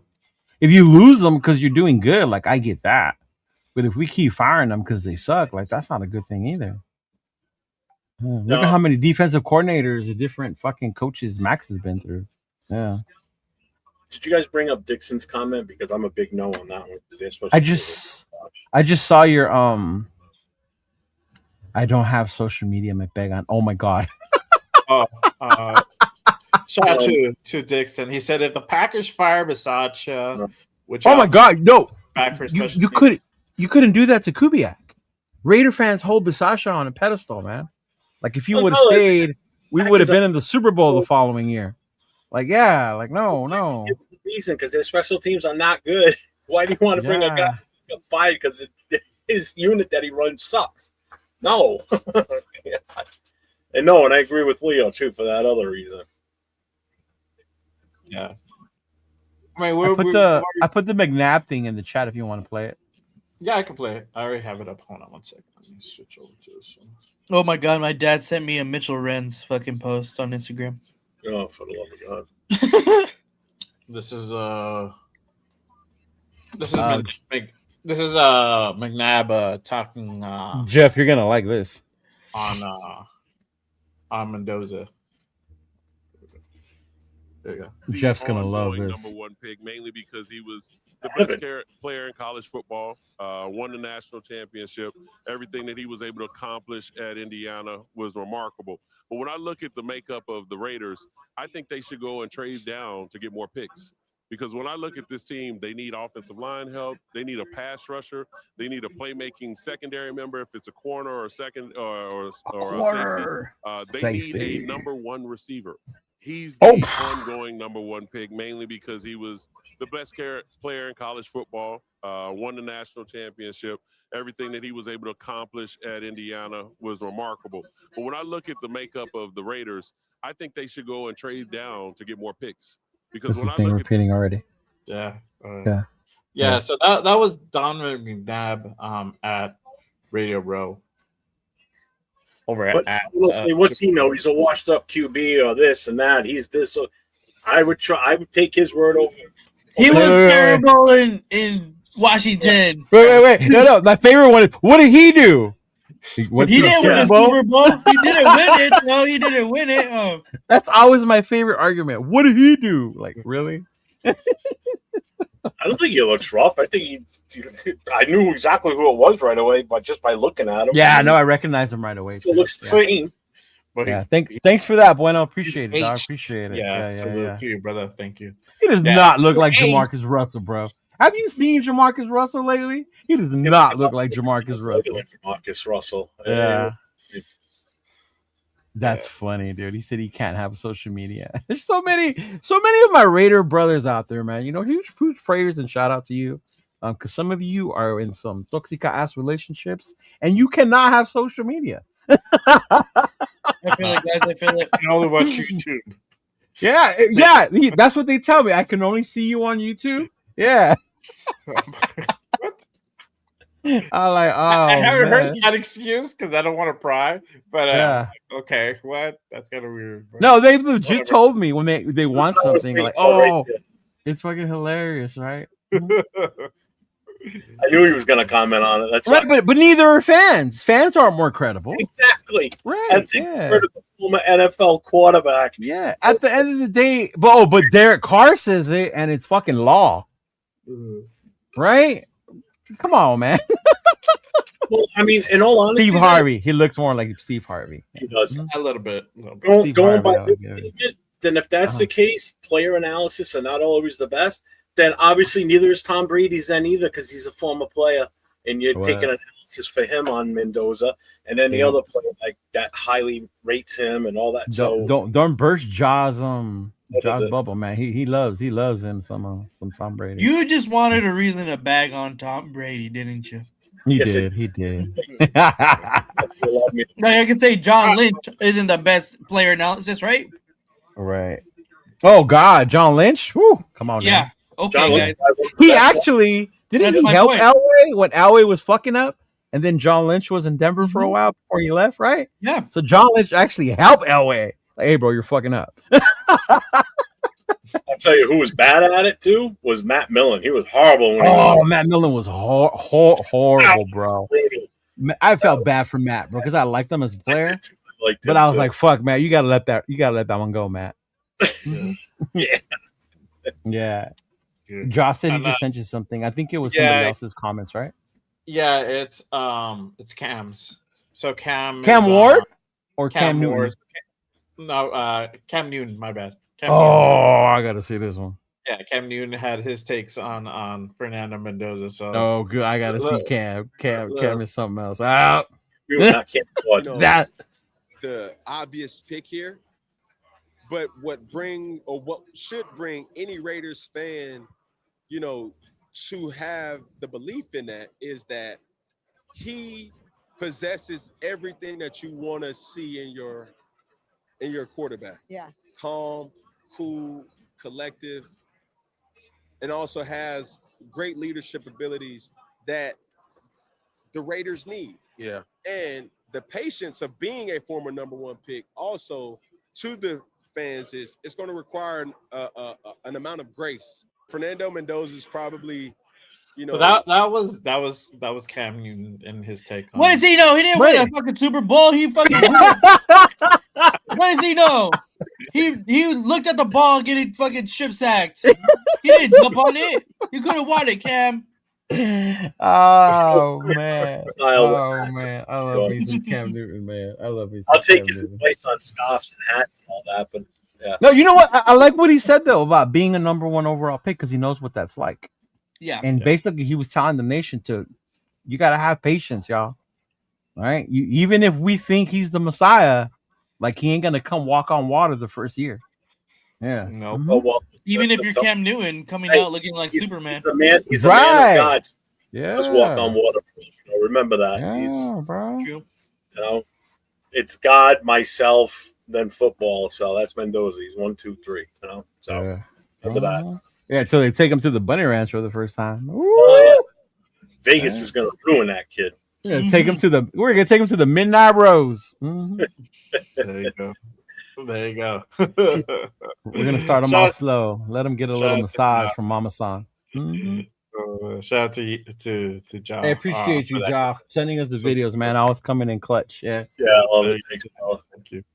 Thank you. But you know, kind of still sticking on that topic of defense, and obviously this literally got blown up today. Came out today, and I've been busy working and getting ready for the show, so I haven't looked at social media a whole lot. But this came out earlier. Actually, two things came out, and before I bring this clip up, Diana Rossini put out this tweet again. Tweet that Max wants to play for Grable, right? And what? Who? Yeah, Diana Rossini. And that thing was taken out of context. Take She your did say ass that. to the kitchen and go make some Rachel Ray pozole, Diana. Like, stop. Rachel Ray pozole. It's crazy. That's fucked up, man. Go ahead. That was taken out. That was taken out of context, and I think Max was it? asked. Yeah, it was something where, like, you know, if you couldn't go ahead and work with the coach, you know, what coach would you like to work with? And obviously, you know, Grable. That's what was asked, and then people twisted it that he wants to go play for Vrabel. Oh my god, bro, that's crazy. Yeah, the dude rats. You're an asshole. Oh man, I didn't even see that one with her. I didn't see that one. Mm-hmm. Yeah, that's the one that came out earlier. But obviously, the one that really kind of that has literally whole social media buzzing right now is the one with Jay Glazer. Yeah, and he again, everybody's at Media Row right now, and they're doing interviews, and Jay decided to go ahead and share this about Max. So let me go ahead and play it. And this was from Yahoo Sports, and Yahoo Sports was doing their stream. And Jake Glazer on there. So this is what he had to say about Max. If they tell you they're playing, they're playing. I think his time with the Raiders is done. I do. Before the draft? Yeah, probably, yeah. Is there a landing spot that makes sense in your opinion? A ton of them. I'm not going to say what it is yet because I'm going to try and help it out. Sure. What kind of haul do you think realistically a Max Crosby gets in general? He probably more than Micah. That's crazy, bro. Bigger than Micah? That's how I know it's not true. 20 teams called me and asked, dude, is this real? Can we get him? What's it for? I'm like, God, we're not there yet, but yes, it's real. Do you think his time with the Raiders is done because that's a Raiders decision? That's fucking fucking funny, Not his man. decision. They didn't want to do it. But he was just like, I'm not going through another rebuild. There's a couple guys. If they tell you they're playing, they're playing. So yeah. Did he say if they tell you they're playing, or is he saying do they tell you their plan? No, plan. Oh, plan? I thought it was plan, right? Okay. There's a couple guys. If they tell you they're playing, they're playing. I think his time with the Raiders is Yeah, so they're saying like their plan. Mm-hmm. And you know, obviously there's some things that I kind of take away from that. third time. You know, a lot of it to me, it seems like he's referring to, you know, like the latter half of the season, right? When the whole Cowboys called for Max, and I feel like a lot of that was attributed to that. He kind of knew the rain. Everybody knew that the rain was on well for Pete. That he was not going to stick around for another year, and I think you know he's already been asked about that specific topic about him, you know, doing a rebuild or anything like that. And obviously, you're going to say no, I don't want to do a rebuild, but at the same time, I'm like Link always says, players play, coaches coach, and that's kind of where he should kind of stay in that lane because, you know, yes, you're there, you're performing, but this is a scenario where you need coaching, you need players to come in and bring in the right guys to go ahead and you know build with you or around you, whatever you want to call it. But I think that this a lot of it says that it was like from a couple of months ago. I don't think is as much recent as Yeah. you know people make it think. And then also obviously you know the whole thing about Max told me this. It kind of seems like insinuated. You know, I don't know. What you guys tell me what your thoughts are on the whole scenario. I'll start with you, Leo. What do you What? think? You want to start out guns blazing, huh? Propaganda Raider at its finest, boys. Right? Like Tap Jesus. in right now. I even put the hat on before I knew this was coming. Look, man, I love Max Crosby. I'm a Raider fan, but when you think about having to go through another rebuild, not being sure what's going to happen, you're almost 29 years old. I would want them to do right by him. If we're not going to win within the next couple years, and he's going to go somewhere where he has the opportunity to win, he's asking, then let him go, right? I think the main thing for me was when Jay said this, and I'm not saying that this is what Max said, but is that the Raiders don't want to. It's Max that would want to. And if it comes to that, then I'm fine with it. Let him go. I mean, Woodson, when he left, even though it wasn't the same way, Al just didn't want to pay that money, right? He was like, what is this? So Woodson went to Green Bay, did what he did, got a Super Bowl. And then when it was free agency, he ended up coming back, you know, for the love he had for the team, stuff like that. So that to me, like he still went out there and did their thing. But would I say that Max is out there the one saying I don't want to be here anymore? No. I mean, we've had conversations and you talk to someone, your homies, and you talk about life. We talked about it offline on the post game show, right? Where some of us log off early. Leo. Right? We start talking about the channels, what we're doing and shit, and people talking shit and all that, right? Sometimes that shit can get taken a little bit out of like, oh well, he said this. But at that point, you're just venting to your friend. Like, man, I gotta go through Exactly. another fucking rebuild again. Like, I would say the same Exactly. thing, bro. Like, fuck, we just did this. We're gonna do this again. Like, here we go again. How long is this gonna take? Right? And I could see how that would be hard. But at the same time, like, if the Raiders, ultimately, it's up to the Raiders. If Spytek and Tom are like, no, fuck that. You said you wanted to be here. We paid you and extending you because you told us you wanted to be here. Now we need you to hold up your end of the deal. I don't think Max is going to go out there and say, well, no, fuck that. I want out of here. You know, if that's what it comes down to. You know, I don't think he's that type of guy that'll bust a Micah, you know, and be like, oh, I just want the fuck out of here. Like, no, I don't see him doing that. But would I blame him for thinking like, hey, man, I don't know how this is going to go. Maybe I can go back home. Or, hey, send me to Minnesota. Bring Justin Jefferson over here. Fuck it. You know, some shit like that. I would not be mad at that. Right? We need a wide receiver. You heard what he said. You need a wide receiver one. But yeah, that wouldn't be a thing. I think to me, the thing that's going to get blown up and it's going to make me sad is when shit like that starts to happen, then all the bad mouthing goes towards the player again. It happened with Josh. It's happened with other players. It even happened in DC, right? Well, he took his football and he left, right? Like shit like that. Like I don't want to see that happen to him when people start saying shit like that. Like, oh, he doesn't want to be here. He's not a Raider. This man has been nothing but the only Raider for us. You know, but to me, like, if he had that thought, you're talking to your friends. Of course, you're gonna vent, but I don't think he's gonna bust a mic up and say like, "Get me out of here" type shit either. Like, no. Mhm.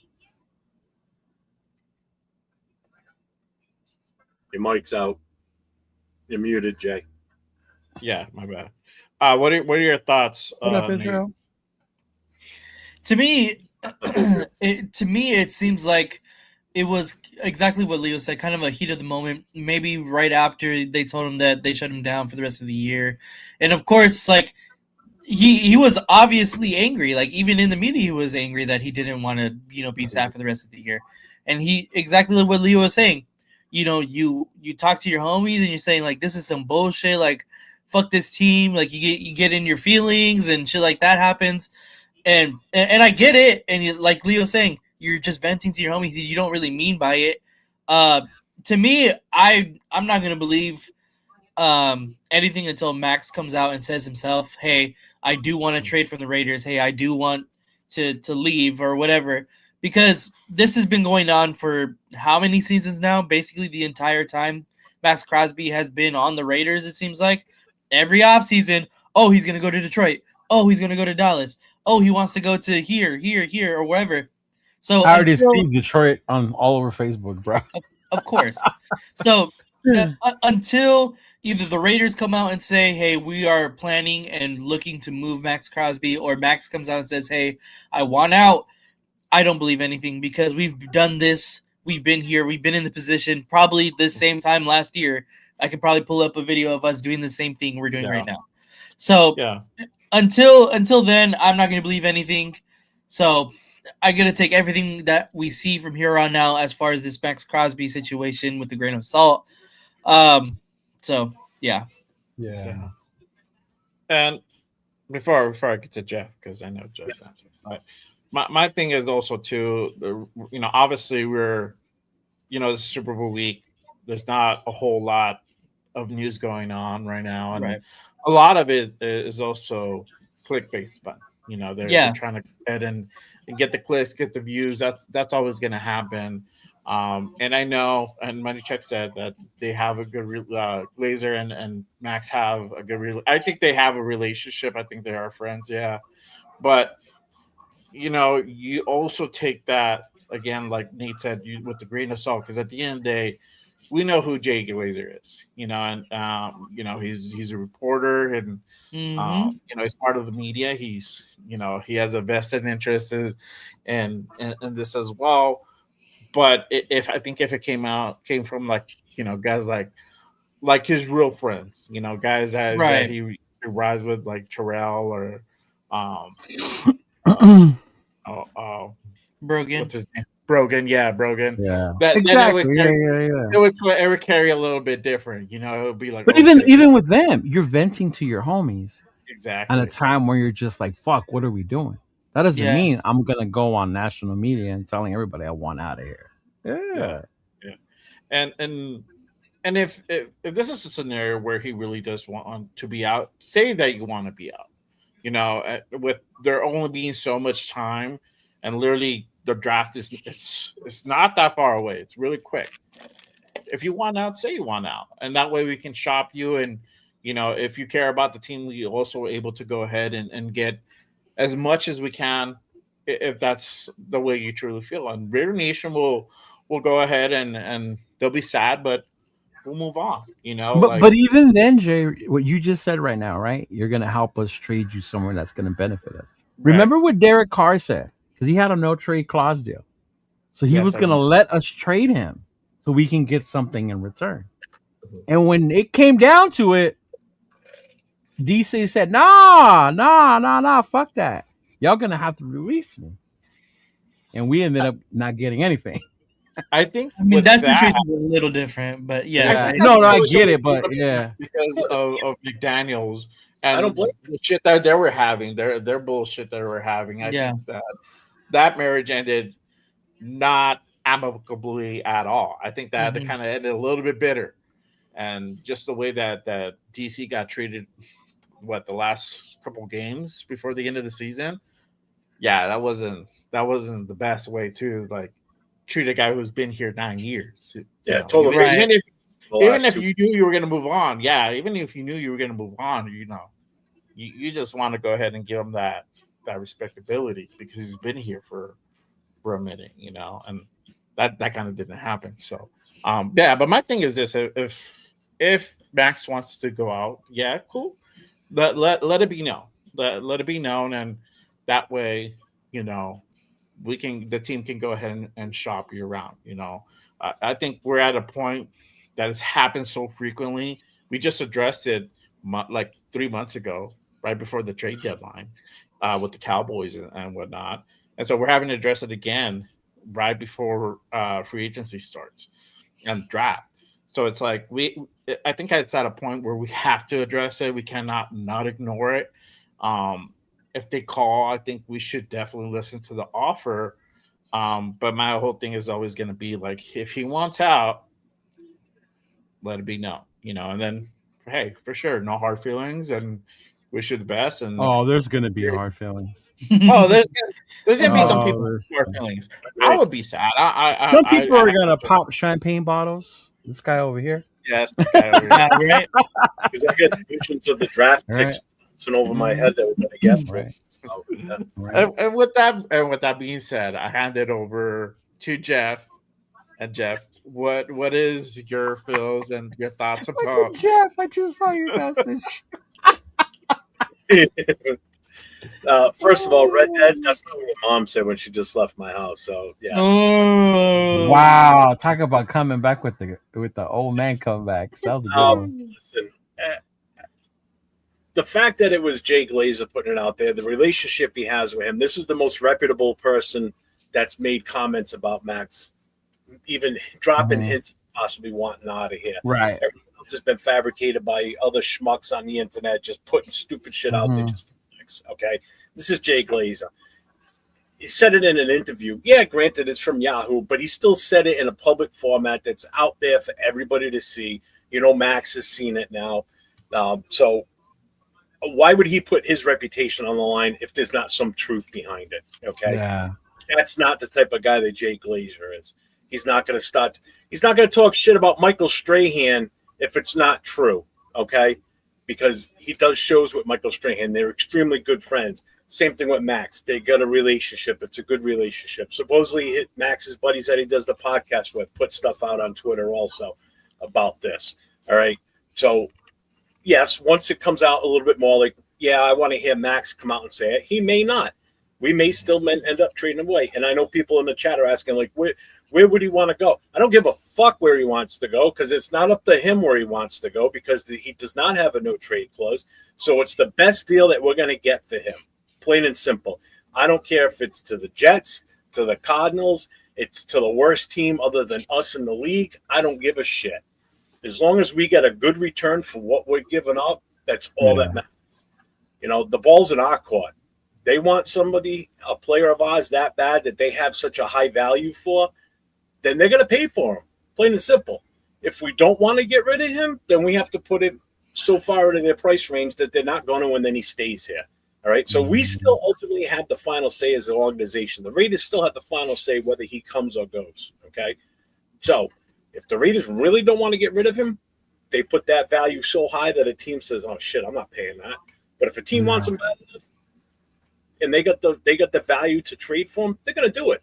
And again, if he says, "Oh, I want to go to New England," sorry, you're going to go to where we want you to go. I don't want him to go to New England for two reasons. One, I hate to pay for it. Two, I don't want the last pick in the draft for 2 years in a row in the first round. I want something where we're going to get at least in the top 10, preferably.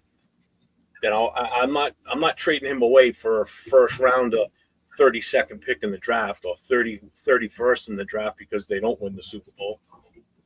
So I'm fine with it. I called it last year. We should have done it before free agency last year. The draft last year. Walter Payton, my mattress man of the year goes to 0 now. Let's do it. And if we do this and we do trade him away, then keep the number one pick that we have. Go get your guy Mendoza. And with these picks that we're picking up plus free agency, we build the team around Mendoza, and let's just go with it at that point. But the one part, number one. The one part that's crazy though, and I don't think he says that it would be a bigger haul than Micah. That means you're telling me that Max Crosby is better than Michael Parsons? I don't think you're gonna get. I don't think you're gonna get more than what Michael Parsons got. And that's right. Yeah. You're looking at what Michael Parsons done in his career.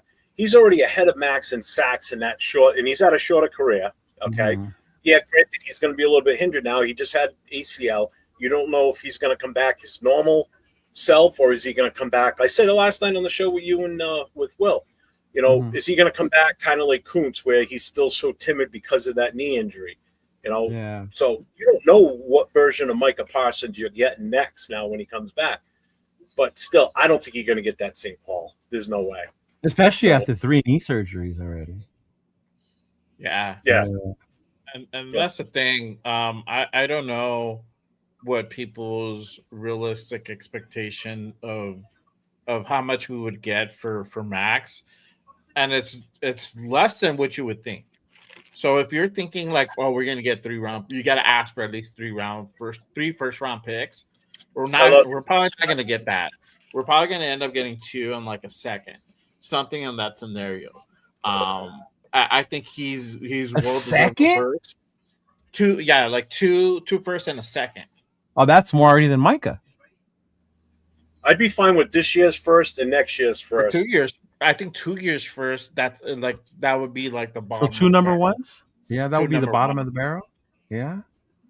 What do you think, Nate? What would be the? Nothing, because he's not going anywhere. Just if you got offered it, damn it, dude. If I get offered it, hello? Oh, goodbye. Oh my God. See, this is why. Oh my God, this kid. That's what I'm doing. The number 1 pick, so we don't draft Mendoza. That's why. Honestly, I don't think we get offered 2 number 1s. I think we do.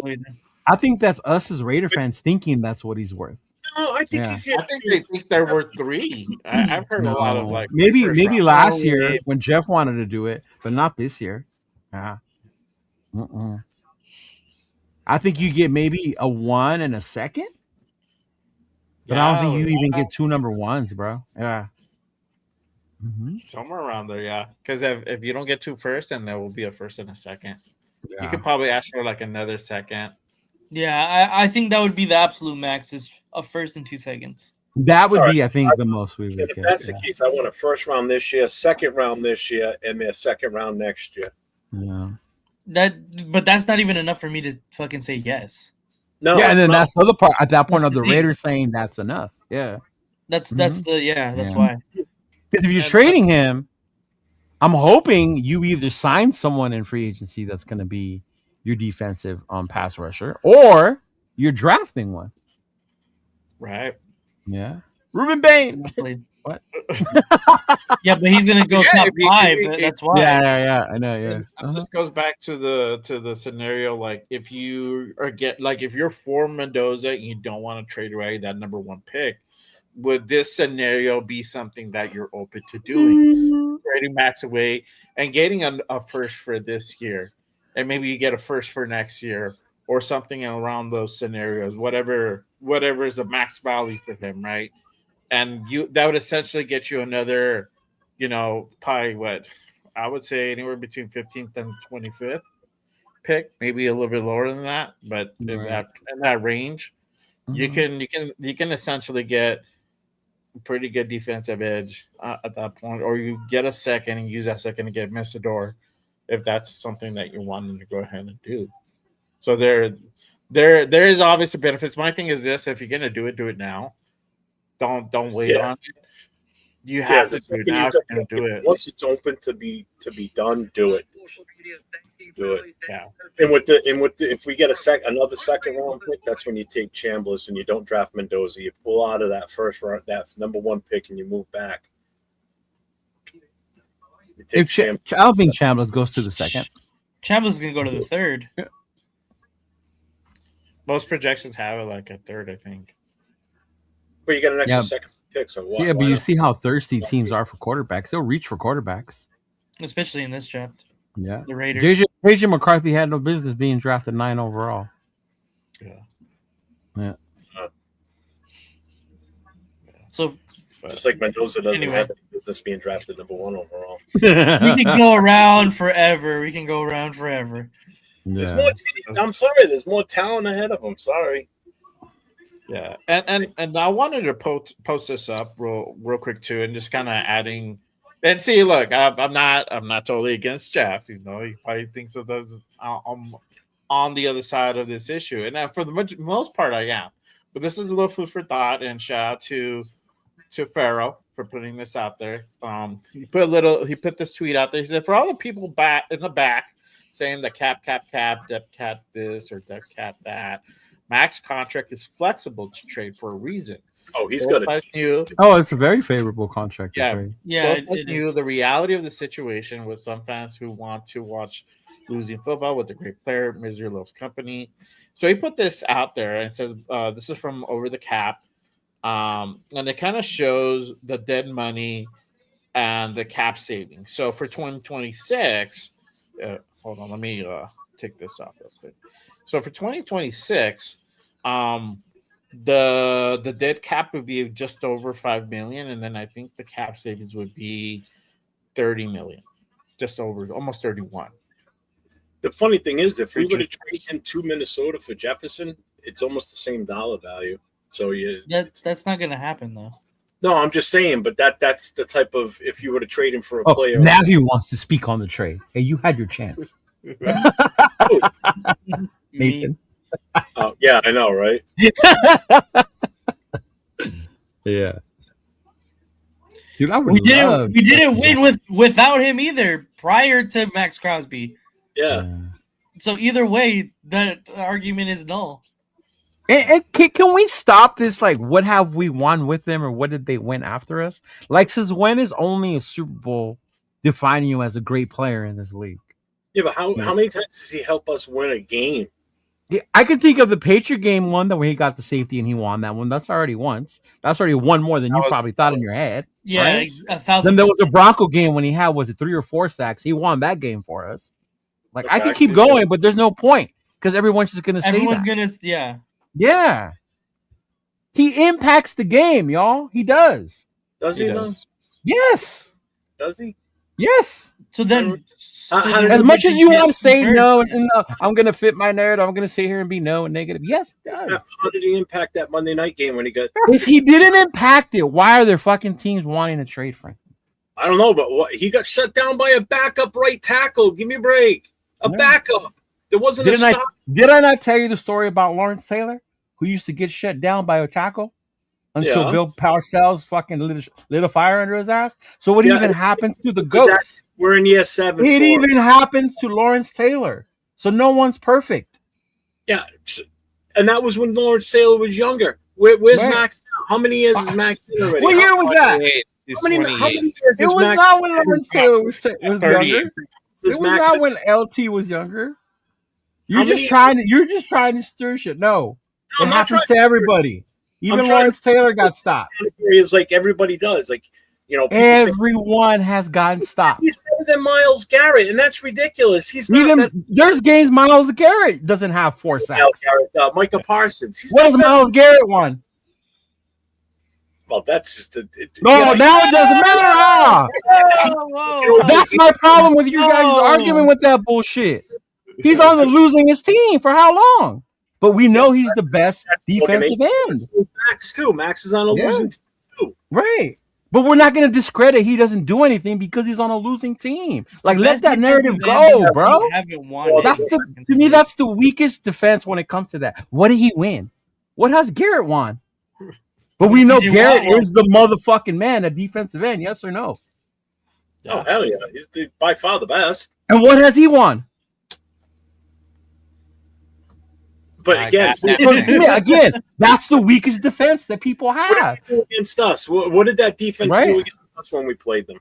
Max plays offensive line, though, right? I know, but yeah, he does. Max Crosby does not change games. I'm sorry. He's not a game changer. He might have one game a season where he just lights it up, and then the rest is okay. Right. One game. Yeah. Okay. Yeah. Well, that's what I'm saying. That's the weakest defense, bro. Like, come on. Dang. How many times have we watched the game where he takes such a wide outside swing instead of cutting it back? I get it. I posted the milk carton for a reason. I understand this. Hey, but remember, he leads the league in QB pressures. All Oh, right. that's how many sacks? Oh, he only had 10. Right. What Myles Garrett have? Oh, 26. I never said Myles Garrett was Max was better than He's a him. game manager. Game manager. I'm so dead. It's funny. Oh man. Oh. I'm not doing that, John. No, Mac. Even Yeah, that, Mac won Defensive Player of the Year. So Mac's better. Is an all-pro in 2 different positions in the same year. That's never been done before. That's never been done. Mac was definitely better than. I'm sorry, I wouldn't take him. That's not even a hot take though. But Mm-hmm. No. But again, how many? Oh, fuck! I forgot what I was gonna say. Oh, because it's invalid. Because it's invalid. That's why you're trying to. You're turning it into Leo, Jeff. Don't turn it into What Leo. did I do? I was just saying, like, if you don't think, I guess that's fine. In defense of Max, I will also say that since he's been here, we've never had a legit opposite side threat to help take pressure. Never. That's probably the biggest reason. What why he Max did? is able to It was excel. his best year when he had Ngakwe. Ngakwe. Yeah. So he's never really had that chance to excel because nothing's been on the other side of him to make him any better, which is the same problem we did with Derek Carr. We never brought anything in to make Derek Carr better. We always kept we did. We brought him Waller. We brought him Renfro. We brought him Ruggs. And that year, We gave him 2021 was Crabtree. good. The 2016 year was good. Those 2 years were good. He had the car insurance. Will you listen to me? I'm talking about quarterbacks to challenge him, to make him better, to give a threat that comes in that would be like, oh shit, this guy could take my job if I don't step up my game and stop playing a little bit more better, play a little better. We never did that to help him excel and get better. Max has never had that chance to have somebody on the other side to take the double teams off of him. But there were many times this year where he was not double team and he was getting shut down, even in singles.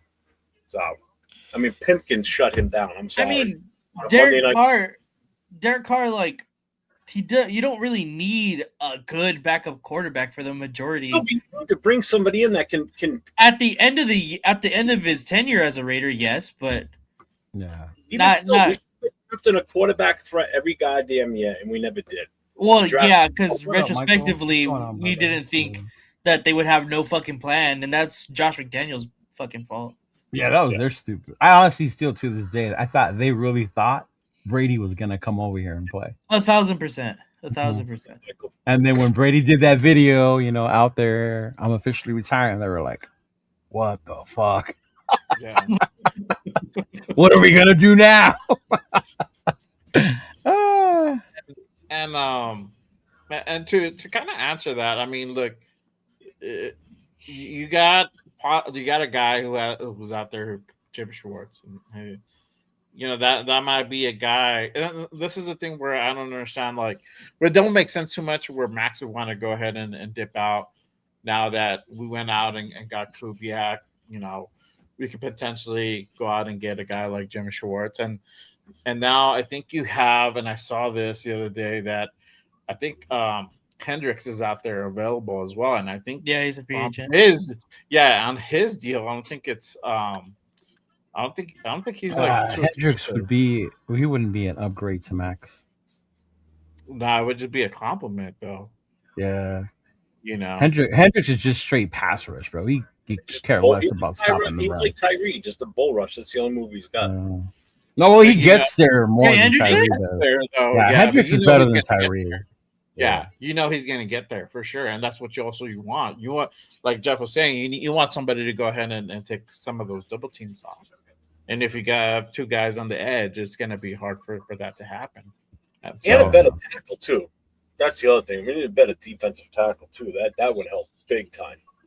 Playing up, There's a couple in the draft. There's actually a few in the draft, but yeah. So I don't know. I mean, with like I said, the Max, if he wants out, let it be known, and we'll get that situated, 100%. But let's go. He said we can use a Noah's Arks draft, 2 of everything. For oh real. God, though, we really. Sometimes that's what it sounds like, bro. It's almost like we need an expansion team draft. We're just gonna flush everything out the toilet Honestly, and get though. an entire new team. Like, what the fuck? No, when Like, you finish when you finish dead last in the league and you get the number 1 overall pick, you should get like an extra pick at the end of every round. It's like a honestly, I wish the NFL would do what the NBA does, a lottery, so you're not guaranteed the number 1 pick. No, that's fucked. No, fuck that. 'Cause After what we just went through, no thanks. no. Definitely don't trust that. Because there definitely will be no more tanking, right? Because that shit, well, it gets you more entries. The way the NBA works, the lower you are, the more entry your name goes in the bubble Yeah. thing. But I think we all saw that shit can be rigged, though. Yeah, Dallas. Dallas. Hey, yeah, you. Dallas. Yeah. Fuck out of here with Dallas get that shit. But yeah. But as you know, it's Super Bowl week, and Super Bowl's coming up, and our future Go head Seahawks. head coach is coaching in the Super Bowl. But what I just wanted to go ahead and get your guys' takes for this Sunday's game, having been the final game of the season. Who do you guys feel is going to win? What do you think the spread's going to be? What do you think this game is going to look like? Is it going to be a back and forth battle, or is it going to be one-sided? I'll start with Jeff. What are your thoughts for My Sunday's game? Screw the Patriots. Fuck the Patriots. I want to see our potential new head coach win, so there's no doubt that he wants to leave Seattle because he'll be like, okay, I won a Super Bowl as an offensive coordinator. I'm out of here, guys. See you on the field. And, Seahawks win it. And I don't know, man. I'm having a feeling this might be a closer game than some people think. That's what I'm saying. This Patriots defense is pretty damn good. And thanks to the players we didn't retain over there and made them. The New England Raiders. And just for the record, looks like Thea Mumford's going to actually be starting in the Super Bowl, former Raider, on the offensive line. And obviously, we all know what the Seattle's defense looks like. I mean, they're pretty damn good in themselves. They got really good corners, man. I think what it's going to come down to, a battle between McDaniels and Kubiak on who adjusts better at halftime. Agreed. I think this is going to be whatever offense adjusts best at halftime is going to be the success on this one. Say nothing. You don't have to. It's sticking. Your nickname is sticking. Jesus. As far as the score, I'm going to go Seattle 24, Patriots 21. I think it's a field goal difference. And that's right over What'd you say? 45.5. What'd you say the score? Jeff? 24-21.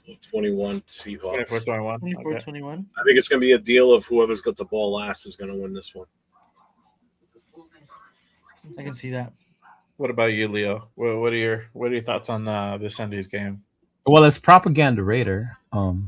Propaganda Raider.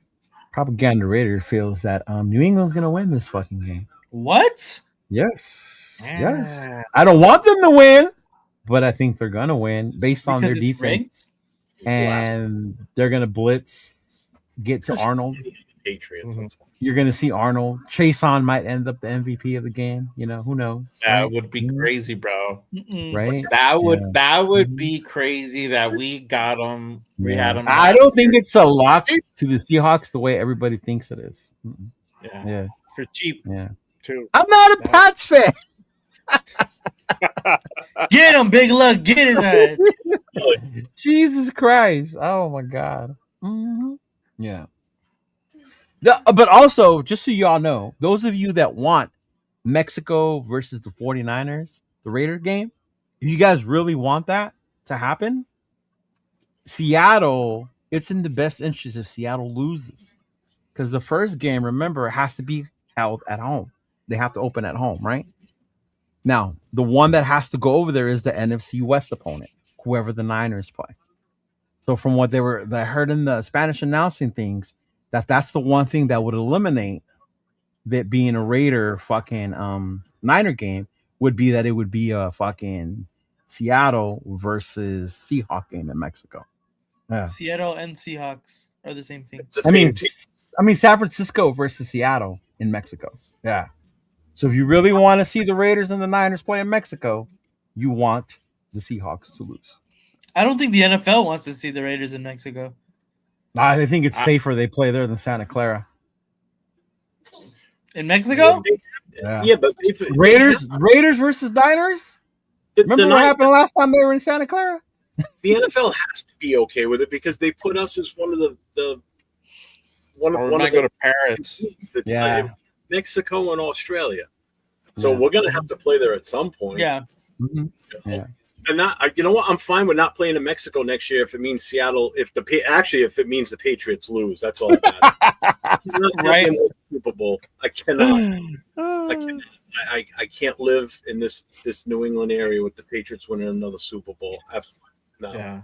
Yeah. No, I will lose my goddamn mind. No, we don't have one slotted, but we can be the away team that goes to play the home team in an international game. Bueno. Yeah. That's where people get it confused that we're not slotted for one. The thing is, we're hoping that we're one of the ones that get slotted. One being Paris against the Saints is one, right? Mm-hmm. Go to Rio. The other one is against the 49ers in Mexico. Yeah. I hope we don't travel. That would suck. Yeah. I'd rather go to Mexico. I think it's I don't even know how long the flight would be from like Vegas to Paris. Hey, maybe we can play in Cuba. 14 hours, 12 hours, I think. We wouldn't be Australia this year because it's the Rams home game, right? Yeah, because the Rams are the other team for the Yeah, so we don't play the Rams on in LA this year. Yeah.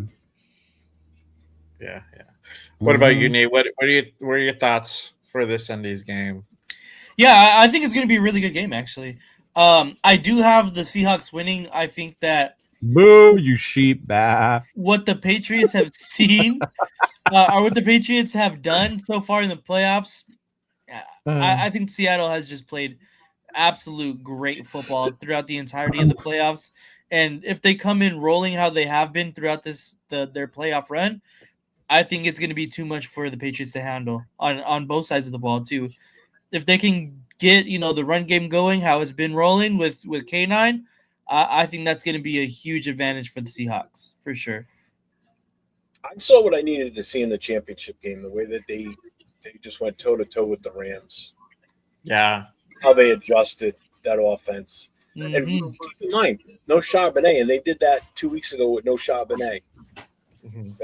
So we're down to one legit running back and then fill-ins. So yeah, it's gonna be a good game. I think it's gonna be a good game. I don't know if it's gonna be a blowout, but I think that Seattle would definitely.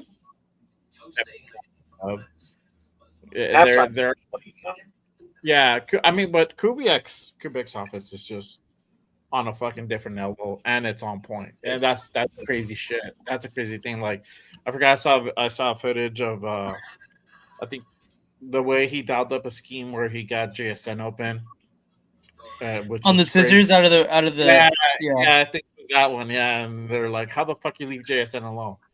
Oh, that was scheme, bro. That was scheme. It was scheme. Yeah. So I think it's just the scheming and everything is just on a high level, but on point.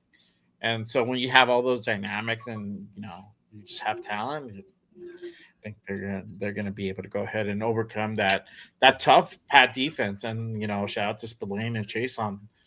They can fucking tear shit up. They can light shit up. So don't put it past them to keep this game within like definite reach.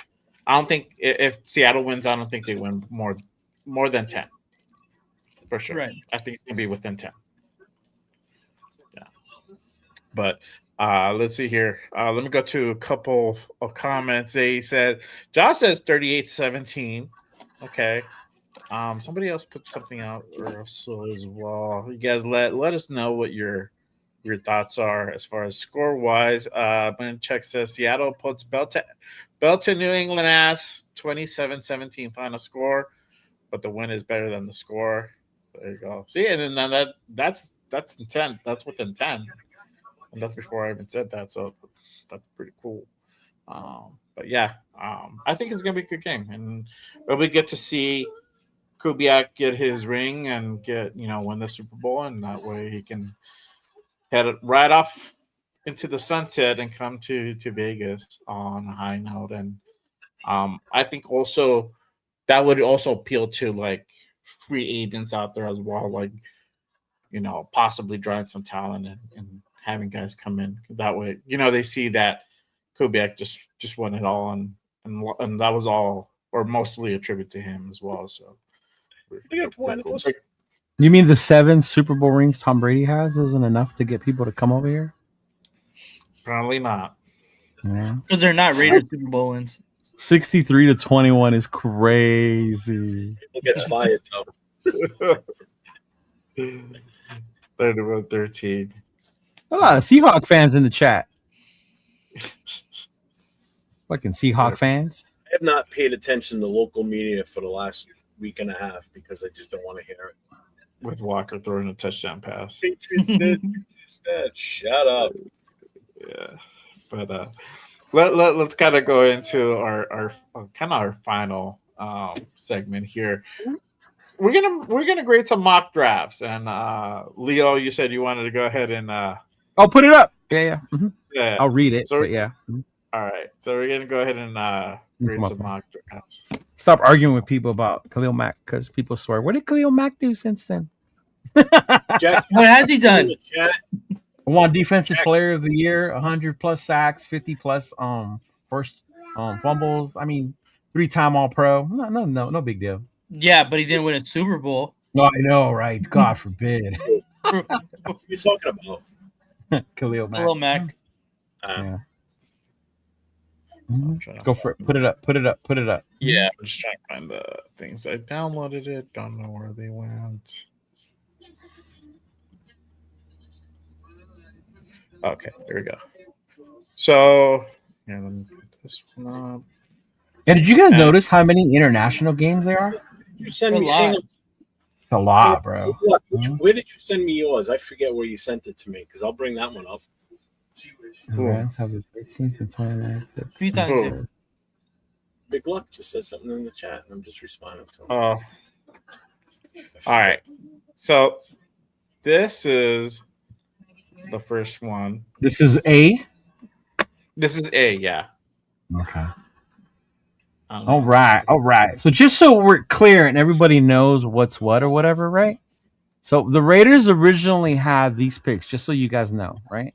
This is before the trades. So you guys know where we're at. We're number 1. We're number 36. We're picking 4th in the second round. We're 67. So we're picking 3rd in the 3rd round. 102. We're 2nd in the 4th. We are 117. We are 17th in the 4th. We are 134. We are 34th in the 4th round, right? And then we're 174. That's in the 5th. 180 in the 6th. 183 in the 6th, and that. So we got a lot of picks in the 4th, right? So that's where we are. Okay. So according to this one here, it looks like we traded our number 1 overall pick, right? We went down to 10. And looks like we'd made multiple trades because we also have the 16th number overall pick.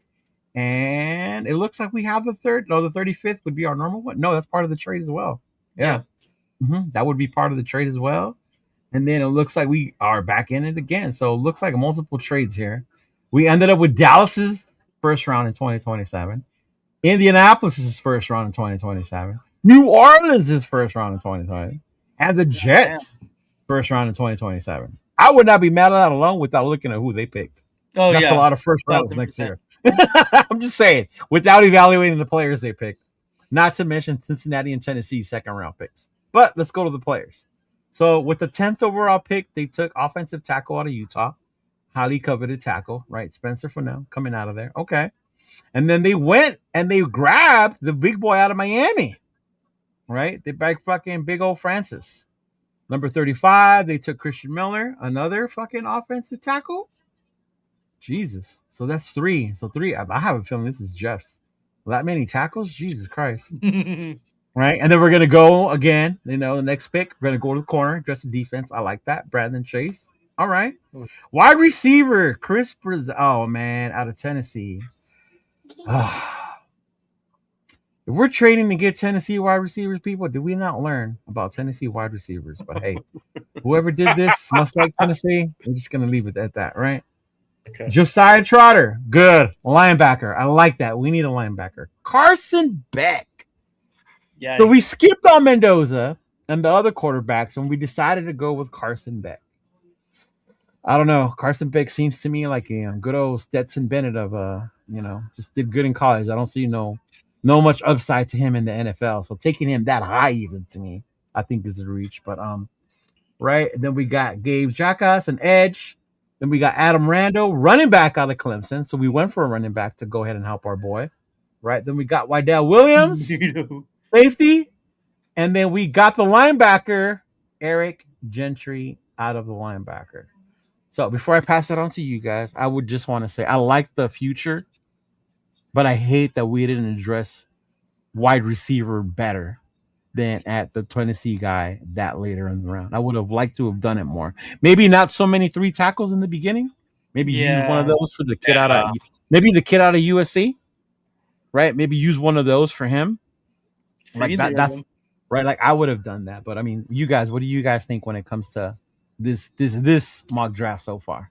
Really quick, should we have the chat graded? Yeah, give us a grade. Yeah, chat, give us a grade. Mm-hmm. I think the biggest value is what you got draft picks for 2027. That's exactly what I was going to say. That's a lot of picks. Dude, we're getting like every quarterback in 2026. I know, right? We're taking all of them. We're getting them all. We're getting them all. Look at the teams that are involved in these. We basically could pick the first 1, 2, 3, 4. We could have the first 6 picks in the draft, 7 picks in the draft. I forgot Tennessee was down. Yeah, there. when I saw the Jets and them, I was like, dude, big luck rates to the D. First, F minus. Damn, Jaw. That's harsh, bro. I think the best part about this draft is definitely the future picks that they got. I mean, 1, 2, 3, 4 first round picks in the next season. Like that is not something to look past. That is not. Again, like you said, so many tackles at the first top 2 picks that you traded back for. You traded back twice to draft 2 tackles. It doesn't really make sense. Yeah. So yeah. Signs of hot dog water. I would consider the first hot dog water of the offseason the pick of Carson Beck at quarterback. Yeah. Are we going to reveal who this is now, or are we going to wait? No. We could do it afterwards. Yeah. I mean, if you want to reveal it now. Yeah. Don't matter to me. You guys want to know whose it is now? What did they say? Well, let's just wait for Dixon threw tomatoes and said, "This is a Mike Mayock draft." Ross said, "This is the worst draft since 1965." Oh, Pig says Beck is the only one I advise against. Brazil could go higher. Team loves him. So Bueno sent me his. This is his round 1, round 2, and round 3. What does it say? Hold on, let me. Oh, kicker, tight end, and halfback. Stop, Bueno. He was listening. He was listening yesterday. Z plus. A Z plus is funny. Oh man, Carson Beck. Oh god, that's horrible. Yeah. Let's do the next one. Right. All right, let's do the next one. The next one. This is number 2. This one looks like, okay. So we did trade. We got a couple trades. We got 1, 2, 3 trades. You got the Cardinals first round next year. That could be a good one. Dallas's first round. And Indianapolis is in the mix a lot. Okay. All right. Number 3 overall. I'm already excited. Ruben Bain. I fucks with that one. Ruben Bain. Oh, at number 16. Okay. With Dallas, probably, right? Mm-hmm. Mekhi Lemon, wide receiver out of USC. That's a great pick. I like him. I like those 2. So there's the edge. Anthony Hill Jr., Texas linebacker. Okay. Addresses the O-line, right? Dunker at tackle. Big guy out of Iowa. He is highly coveted. I did see a lot about the Iowa guys. Trinidad Chambliss. Okay. Taking him. And then, of course, another center, Connor Liu out of Auburn. I don't know much about him. Got to look him up. And then Devin Marshall, cornerback out of North Carolina State. Kaleon Black. Oh, I like that one. That's the kid out of Indiana. Mm-hmm. I like that one. That's a good complimentary to Genty. I like that one. Safety, Deshaun Singleton, Nick Barrett, defensive tackle, edge. Is he related to Warren by any chance? Oh, I have no clue actually. Oh, okay. And then Eric Gentry again, the linebacker out of USC. Okay. I like this one. I'm not gonna lie. I like that you have future, and then I like the top 2 picks. I'm not gonna lie. I really like the top 2 picks. And I don't mind taking Chambliss that late either. Yeah, that's cool. I like that one. I fucked with that one. Mm-hmm. Okay, and then this is the third one. You're gonna let people grade that one. Yeah. Chat, grade that last one. So make sure you guys go ahead and grade this mock A, B, C, D, or F. Somebody said, I think this is Jeff's mock draft. Was it the second one you think is his? Sosa? Is that your one? Or whose do you think it is? Or do you think the first one was Jeff's? Yeah. The first one for sure has to be. Oh, okay. Or I don't know. This one, taking Chambliss. Yeah, maybe. Dixon grades this one a B. Okay. All right. Second, a B minus. Big luck. Okay. Dunker is a guard. Is he a guard? Dunker is a guard. Yeah, he's projected to be a guard. Okay. All right. Bueno B plus. Mine was still better. Spig likes that one. Lots of value. Oh, Edgar thinks this is Nathan's draft. Oh, interesting. Troy. What makes you think it's Nathan? Right. Looks like Nate's draft. A minus. Troy. Okay. All right. Come on. Connor Liu was the best of that draft. Oh wow. That's it? That's all you think was the best in that draft? Damn. Yeah. B, Edgar Sosa. And Lewis thinks this is my draft. Okay. First one was Jeff. Second one was Nate, according to Edgar. Okay. All right. So it looks like the majority of you like the second one more than the first one. Okay. All right. And this was the third one. And this is the third one. The third one is a little less into the future, y'all. So there's not much. There's trading, but more in this year, not so much next year. Mm-hmm. It looks like the only one, which I'm gonna try to understand. So we just swapped from 1 to 5, and got their second next year. Is that how that works? No, because there's still 2 first picks. There's still 2 picks in the first So Arizona gave up 2 first rounds and a second next year? Is that what I'm seeing? No, how the hell did that work? Yeah, that's what I'm trying to see how that one worked. I don't know how that worked. Maybe we'll figure it out. Or somebody in the chat, if you know how that figured out. But yeah, exactly, Cold War. I needed that one explained. I didn't get the full details. But anyway, Arvel Reese at number 5 is a fucking steal if he falls to number 5, right? Part of the trade also, we ended up with 16, was the big guy out of Miami, right? Defensive tackle, Lee Hunter. I like that one. I like that kid. I like that one. Chris Bell, wide receiver out of Louisville at 36. Keontae Scott, ooh, good corner out of Miami. Very good. At 44. Running back, Emmett Johnson out of Nebraska. Huh. Slept on. He's one of those. Yeah. Okay. Darrell Jackson, defense. Okay, another D tackle. I like that, and it's further up this year. Mind you, we got 2 last year, so it looks like we're stacking up on those. Gabe Jaka slept on edge out of Illinois. Mm-hmm. I think he is a slept on edge out of Illinois. And then Matt Gobin, center out of Michigan State, and Garrett Nuss. I didn't see that. Garrett Nussmeier. I like that. Woo! I like Garrett Nussmeier at 124. Okay. A guard, right, out of Oklahoma. Bond, wide receiver, Boston College. Okay. Another D tackle. Jesus Christ. Somebody wants to really beef up the trenches on this side. Nick Barrett. And then Jay Sean Barham, edge out of Michigan. Okay, I like him. Okay. This is not bad. I like the value of Nussmeier at the end. And obviously Reese. You know, how long have I been screaming for a linebacker? But that D tackle too out of Texas Tech, and that running back. Yeah, I like this one. That's not bad.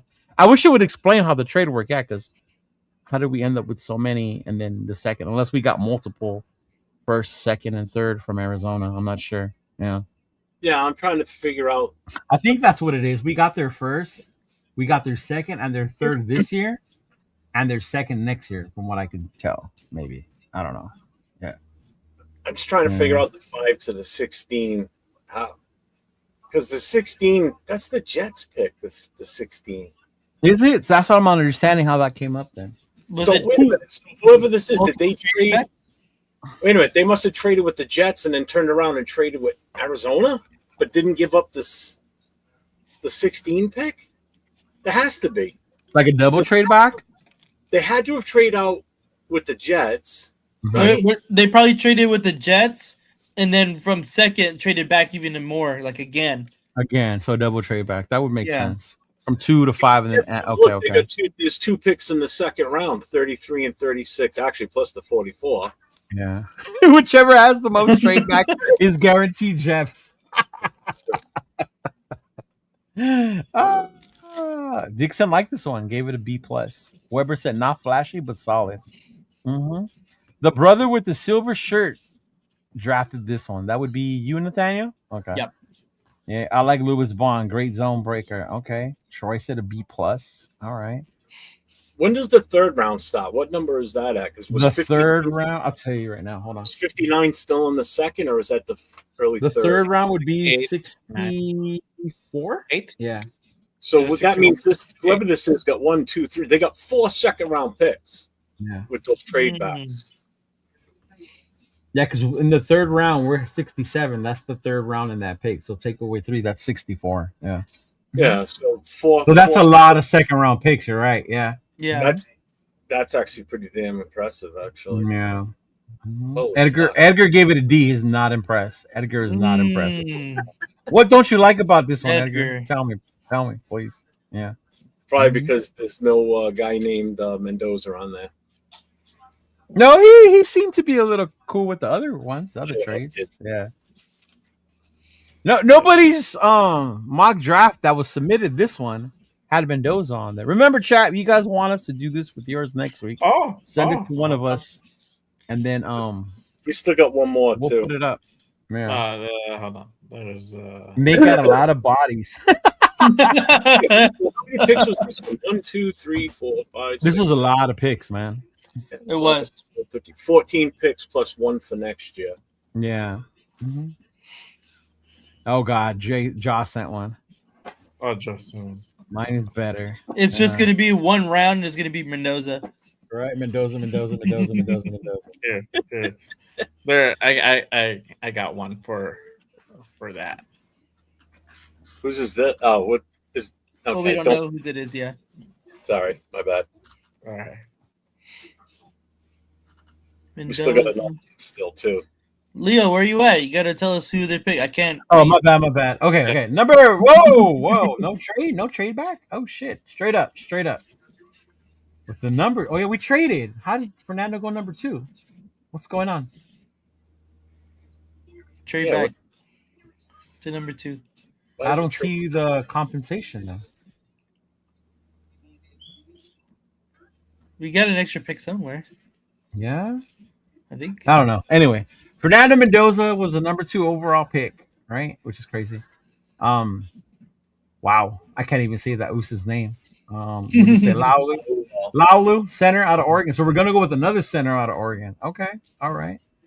Again, the wide receiver out of Tennessee. Damn, it's in the third round. Okay, I guess we didn't learn our lesson with those. Okay. Sicario Davis, cornerback out of Washington. Clay Levin, the edge out of Louisville. Fucks with him. Ooh, Wheatley. Okay. He's a cool safety out of Penn State. Yeah. Perkins, another linebacker out of Ole Miss. Tyree Wheatley's son. Halton. Is he Wheatley's son? I don't know. Christian Gray out of Notre Dame. The best pick of this entire fucking draft, yo. Christian Gray out of Notre Dame. And then Ethan Onianawa, offensive guard out of Ohio State. Yeah, okay. So this one's got Mendoza. I don't know how it's not at 2 at 1 instead of 2. Because who sent you this one? John? Or is this another one that we don't know yet? This is a dumb one. Yeah, you don't know. Okay. So Slam and Sammy give this one an A-. He loves this one. I think that's our first A of the day too. I think that's our first A of the day, bro. That's the reason. Yeah. Yeah. Mm-hmm. Everybody's looking at that Mendoza pick. 4 is a C. Ooh, damn. Bueno's like a C. Lewis projected #1 center of this draft. What's up with 33? Centers. We talked about this yesterday, right, Jeff? Like, at what point do you take the first center off the board? Yeah. Mhm. Yeah. Yeah. That's the worst draft. Wow, that one got Mendoza, and he called it the worst draft. Okay. All right. C+. This must be Jay Raiders mock draft. Wow. Damn. Jesus. Damn, bro. Tell me how you really feel, bro. Right? Wow. Mendoza at 2 was exactly. That has to have been like a mess. Yeah, how did? Because there should be a little squiggle there. It should be, and it's not. That's what I'm saying. Typo or something. I'm guessing he meant #1, whoever sent this in. But yeah, Edgar said C-. To any one of us on Instagram, brother. Any one of us on Instagram, you could send it. Yeah. We did really well in day 3. Hey, I like Slammy's view on that one. Day 3. He's focusing on day 3. And yeah, it's not bad on those day 3 picks, man, for real. Because last year was a clusterfuck in day 3. We took 2 quarterbacks who aren't even on the team anymore. Yeah. So what? This one was Jaws. He said, "Damn typing figures." I don't know. All right, let me put this next one up. Oh, we got another one. Jesus Christ! All right, that'll be. I traded Max for 12th pick to the Cowboys, system, and then traded the first pick to the Jets. There you go. Okay. Again, why is Mendoza at 2? Who did the Jets take at #1 then? It's a great question. That's a great question. But hey, some context. If we can trade back, get picks, and we still land Mendoza, no, read it. Hey, so honestly. So we traded Max for the 12th pick to the Cowboys, then traded 1 pick to the Jets. So they just flip-flopped with the Jets from 1 to 2. Yeah, who did the Jets take #1? Reese. He said Reese. Reese? Okay. And we ended up with Green Bay's first rounder next year, which will be a late round pick, and Dallas's second rounder. Okay. Yeah. So he got Fernando Mendoza. He still got his guy. He got the big tackle out of Miami. Cornerback, Delani. Okay. All right. Ooh, at 16. Okay, shit. Out of LSU. All right. Yeah. The edge out of A&M. How? That's a good one. I like him. Mm-hmm. D tackle Miller out of Georgia. I like him too. Right? Golday, another linebacker. Okay. Lawson, another linebacker. Jesus, somebody wants to. Okay. We'd be a safety. I like that one earlier. Logan Jones out of Iowa. Right? Demings. Okay. Corner. Then you got Jalen Farmer, offensive guard out of Kentucky. Nick Barrett, defensive tackle out of South Carolina. And then Markel Bell, is that the offensive tackle out of Miami? Offensive tackle, yeah. The offensive tackle out of Miami. Yeah. So I see what he's doing here because he's doing this with the intent that Max gets traded away, which is why he's overloading on defense. Yeah. Hopefully find that somewhat best fit option, you know, by loading up with so much defense on it. But this is what I'm saying. Why is nobody taking Rodriguez like the other ones? Because he used a different system trading Max, because you can do another one where you can trade players for too. Yeah. What the fuck it said. No running back. That was a shock too. No running back. No running back is And why is nobody taking Jacob Rodriguez? No wide receiver. That's the one person I wish I would have reached on, knowing like if I didn't get him. Yeah. But that's the one person I think we need to trade or give. Right. Rodriguez. Yeah. B+ for Ja. Look at Ja. Okay, Jeff sent draft on Instagram. Yeah, I got Where's the running back at? Ja got a C+. Troy gave him a B. The Max trade was not clear. We need more moves. Someone took my guy AJ linebacker. I was so close, but I took Jake. Okay. You know what, Ja? Just because you can kick my ass, A+. I didn't because I didn't reach. Okay, big luck. Okay, this is solid. Can take free agent running back. They're the backup anyway. Okay. Yeah. All right. So should we reveal each one? Yes, reveal them. more. All right, There's still more I'll down start there. from the beginning. I'll start from the Hey. beginning. Go ahead. Go ahead, Jeff. Well, there's still more. Now, More. did you add another one? Yeah, I just added one more. I added Okay. money. Oh, my bad. Okay. Yeah, there it is. Okay, cool. So there's one more. Yeah. So this one Okay, I has see. Fernando Mendoza at 1, and Max Elanchor. I probably butchered Dylan that. Anchor. Elaine Anchor. Anchor. There you go. Yeah, Elaine Anchor at the second. Zion Young, edge out of Missouri. I'm not mad at that one at all. Zion Young. good. Yeah. Yeah, Mhm. he's good. Jalen Kilgore, safety out of South Carolina. I'm not mad at that one. I actually Kilgore's a good that one. safety. Yeah. Yeah, I do. I like that one. Harold Pickens, later on that fourth, linebacker, LSU. Cleon Black, running back out of Indiana. I like And that. then at 174, Josh Cameron, wide receiver out of Baylor. That's the kid out of Baylor. Yeah. Yeah. Mhm. And then later on that fifth, Len, I think it's still the fifth. Is it the fifth or sixth? 180. 180, yeah. I think it's the I'll fifth. tell you right now. 180 is the fifth still. No, it's the first pick and the sixth. Okay, so the first pick is Landon Robinson. From Navy. Back in There you Navy. go. Huh? Navy guy. 183, Red Murdoch. Crazy name. Linebacker out of Buffalo. And then Tyler Odingham. D tackle from Onyedem. Tyler O. Yeah. Oh, say they can't even say it either. D tackle from Texas A&M. Number 7. Fucking, I'm not bueno is comedy. No, he is, bro. Mm-hmm. That's actually a good draft. D plus. That shit is so funny. I gave it a B. Edgar gave it an A minus. Luis said that last one was the best draft that y'all showed. That's a good one, honestly. I really like that. That one was good. That one was good. I'm not gonna lie. I don't All right. want money. Smoke. To reveal who these were, this one here was Money Chucks. This one was Money Chuck. This one that we have up right now. Yeah. Yeah. Yeah. Okay. That's it for today, y'all. Y'all want to submit more? Go ahead. We'll do them again next week. Yeah. Yeah, for sure. We could do that. So I'll go back to the first one. Okay. Go This ahead. one here.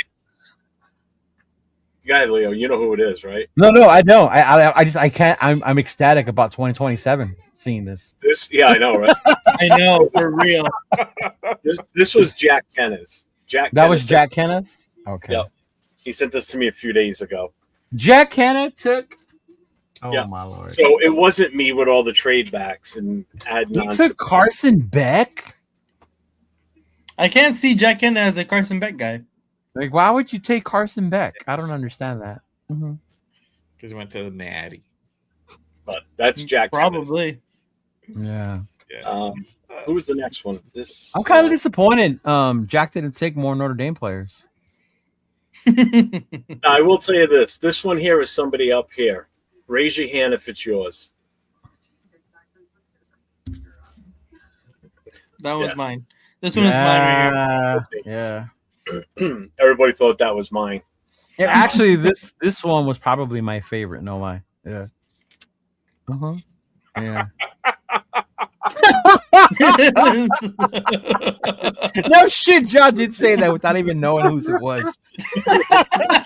He did say that. That's so funny. Oh, he did. He did. I Say that like shit. this one. I like that draft from Nate. Yeah, that was a good one. I really liked it. This one is someone on the panel also, so raise your hand if it's yours. This was That was mine. Jeff. Well, So can I you can explain the trades? I will explain the trades. Okay. So first, I traded with the Jets. Okay, so I went from 1 to 2, got their other first rounder, number 16. Okay, then I saw obviously who the Jets took, and I said, When it got to me at number 2, Arizona offered me the trade, and they offered me their 33rd and the 5th. So I said, all right. And they offered me their second round next year. Plus I also had the Jets' first rounder too for next year. It's not on here. Yeah, I know because I traded it back away. Oh Lord. So I got that extra. I took that one. That's when I took out Reese. 16, obviously, Mo guy. And then I traded out of one of the other moves, and that's when I ended up with the 44th, the 59th. What I did was I traded away that first rounder. Okay? I traded away a first rounder next year, the one from the Jets. No, not the Jets. They gave me the Dallas first rounder. I traded away that, and I gave them that, and I asked for a bunch of other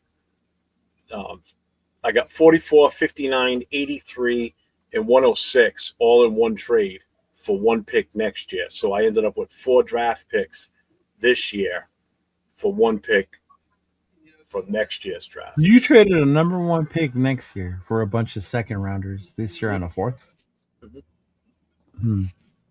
Interesting. But again, they were all second round this year, but nothing next year. What you had for next year, you traded back in to get into this draft. Yeah, because I knew we needed the bodies, which is why you look at what I did. Like grab additional offensive line, defensive, grab the wide receiver fairly early as I could, which allowed me to get the running back. I already knew I was going Newsmeyer at this point. I had already planned on taking him by not taking what do you call it? Mendoza first. I already knew I was going to take him or Chambliss. Chambliss went too soon for me. Why didn't you get Beck? Run it back. Huh? Why didn't you get Carson Beck? Because I don't want Carson Beck. Kate Klubnik. Kate Klubnik is another. I haven't heard much about his performance though. Him or Aller. I heard more about Nussmeier looking better than the other two. Yeah. Yeah, Nussmeier looked pretty cool. Yeah, Edgar said F for trading the first rounder next year. Yes. And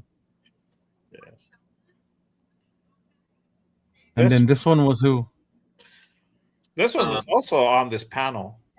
Oh, Leo? Oh, do you see where it says Mendoza? Do you think that's Leo? I was like, what? Well, I have one where I traded back, but so why did you get Mendoza at 2? Okay, so this is the thing, and the good question you guys brought that up. I did this mock early December before we secured the number 1 pick. Oh Lord. Yeah, that would explain why we're 233. Confused. I'm like, how the hell did he pull that off without doing a trade? Did you not learn your lesson about Tennessee wide receivers? That was that for that one. He was the best offensive player or offensive wide receiver available at that particular point. You didn't answer my question. Did you not learn your lesson about Tennessee wide receiver? What else was I supposed to do? I already got a setter at that point. Now I'm like, I don't know if I want to get a tackle at that far high up. But yeah, you don't know if you want to get a tackle that far up. Yeah. I think the interesting part to me is taking a center at that point, which I don't mind. That kid's a good player. When we just took one 2 years ago. So we're gonna keep JPJ at guard and use this kid at center now? Or same thing could be said for Linderbaum. So if we signed him, why are we drafting a center so high?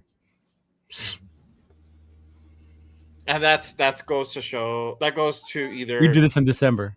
Yeah, I did this in December, but also too, if you think about it, it just depends what we do in free agency. So my thought process was, let's say we don't go after Linderbaum. We didn't get him. We didn't get anybody. Well, you're going to get a center. So we would have to draft one. And that was the thought process. So for me, it's always been one or the other. It's either we move him back or we get one in free agency. And if we don't get one in free agency, we get one in this. I know he played guard, Lewis, but he won the Remington for playing center in college. So, yeah. Well, he's not familiar with Lubin out of Louisville. Isn't a team I followed. Okay. Yeah. Y'all know this one. I don't know if this is Jaws. That was Ja. Ja. Yeah, shout out to Ja Raider. What? See, that's why I don't like doing mock drafts. You read Jaw's comment? No. Oh, okay. When I did my mock draft, Bane ended up 14th. Pick crazy, but it was between offensive tackle Bane. I chose offensive tackle because Miller might get injured mid-season. I had to risk it. See, and just for that alone, I don't like your draft anymore, Jaw. Bane was available to you, and you did not take him. You could have had Mendoza and Bane and made us both happy, Jaw. Oh, really? Did you post other ones, Jeff? Which one? What was the last one? Was it this one? Yeah, we showed that one already. Before we went on, what I didn't do. Okay. Yeah. I always said who this one was, right?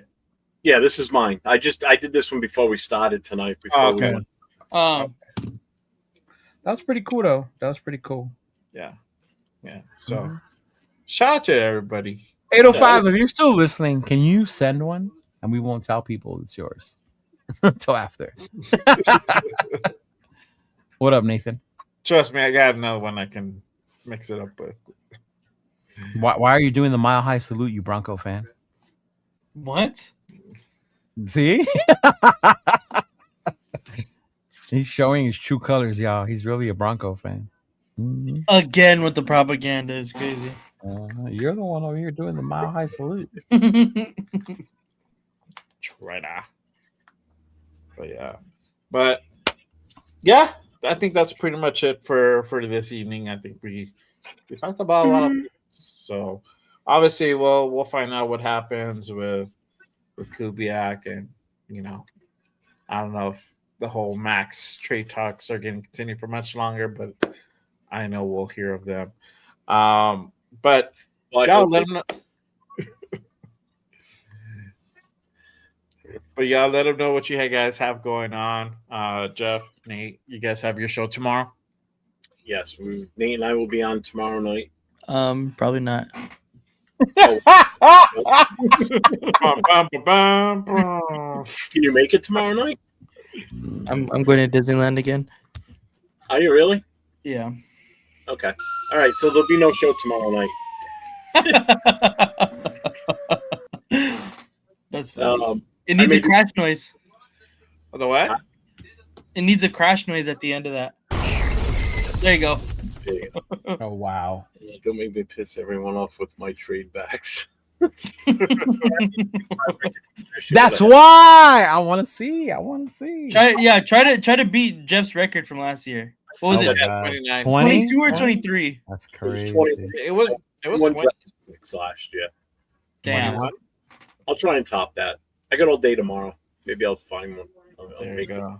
I know I haven't done a mock in like weeks. So there will be no show as of right now for tomorrow night for Nate and I, but I will be on Friday night, no huddle. So again, we're going to try and talk a lot about the Super Bowl this weekend between the Pats and the Seahawks. So if anybody that knows anyone that's a fan of those two teams, tell them 9 o'clock, my channel, 9 o'clock Eastern time, 6 o'clock Pacific. Come on in. I'll bring them up on camera. We'll talk their teams and get their predictions. But I will see everybody Friday night next time. Okay. What about you, Leo? What do you have going on the rest of the week? I'm losing my mind reading about the change in the college football playoff for next year. Yeah, because Notre Dame has an automatic bid if they go 12. Not that, you fucking crybaby. Dude, we're basically going to see the championship game towards the end of January next year. Oh, I seen that. Wow. They're going to have like almost a whole month in between the game, right? Yeah. Yeah. The championship game is going to be fucking January 25th, man. Why is that? I don't know why they changed it. They're giving them a longer break in between. Oh, the quarterfinals is going to be the 30th and the 1st, right? The semifinals is 2 weeks after that, the 14th and the 15th. That's crazy. Yeah. So it'll be more than likely it'll be the Monday night after the after the AFC and NFC championship game. So That's you'll have the two NFL games for who's playing in the Super Bowl. The Monday night will be the national championship game. Wow. It looks like we're gonna have playoffs during NFL playoffs, like wild card weekend. That's stupid. Right? Yeah. And it takes away. It completely takes away from the tournament feel of the playoffs. Yes. Like completely takes it away, which makes You know what? You know why ESPN's doing this, right? More monies. More money for the teams they want to advance, y'all. Because all the teams they wanted to advance. Oh, so that's good then, because Notre Dame's not gonna make it. Yeah.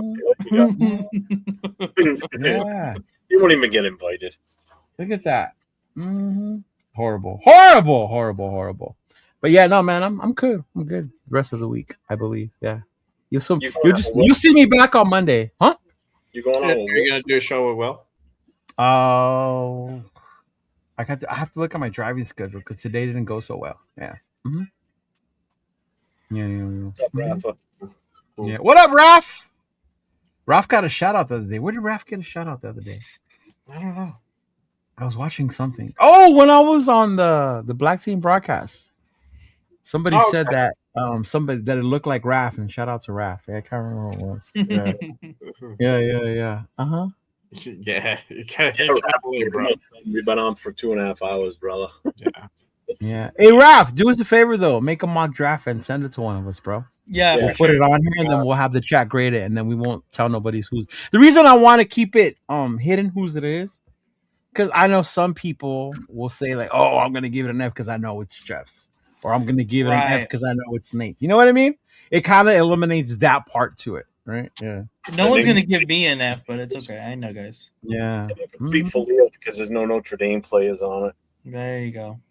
Yeah, I would see. I thought people thought that one would have been mine because I got so excited when I saw him on there. Yeah, you would definitely see more Notre Dame players, especially our wide receiver. You would see him on there. Yeah.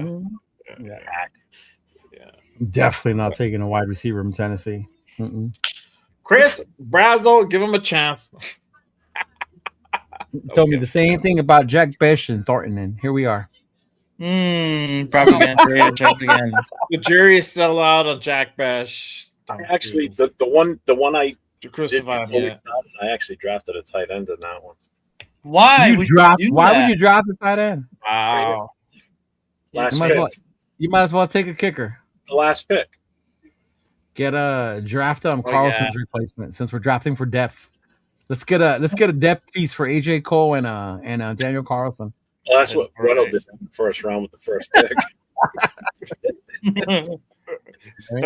Stun the world. Right. Kick for 80 yards. Backup long snapper too while we're at it. Fuck it. I know, right? We don't even have one as far as right now.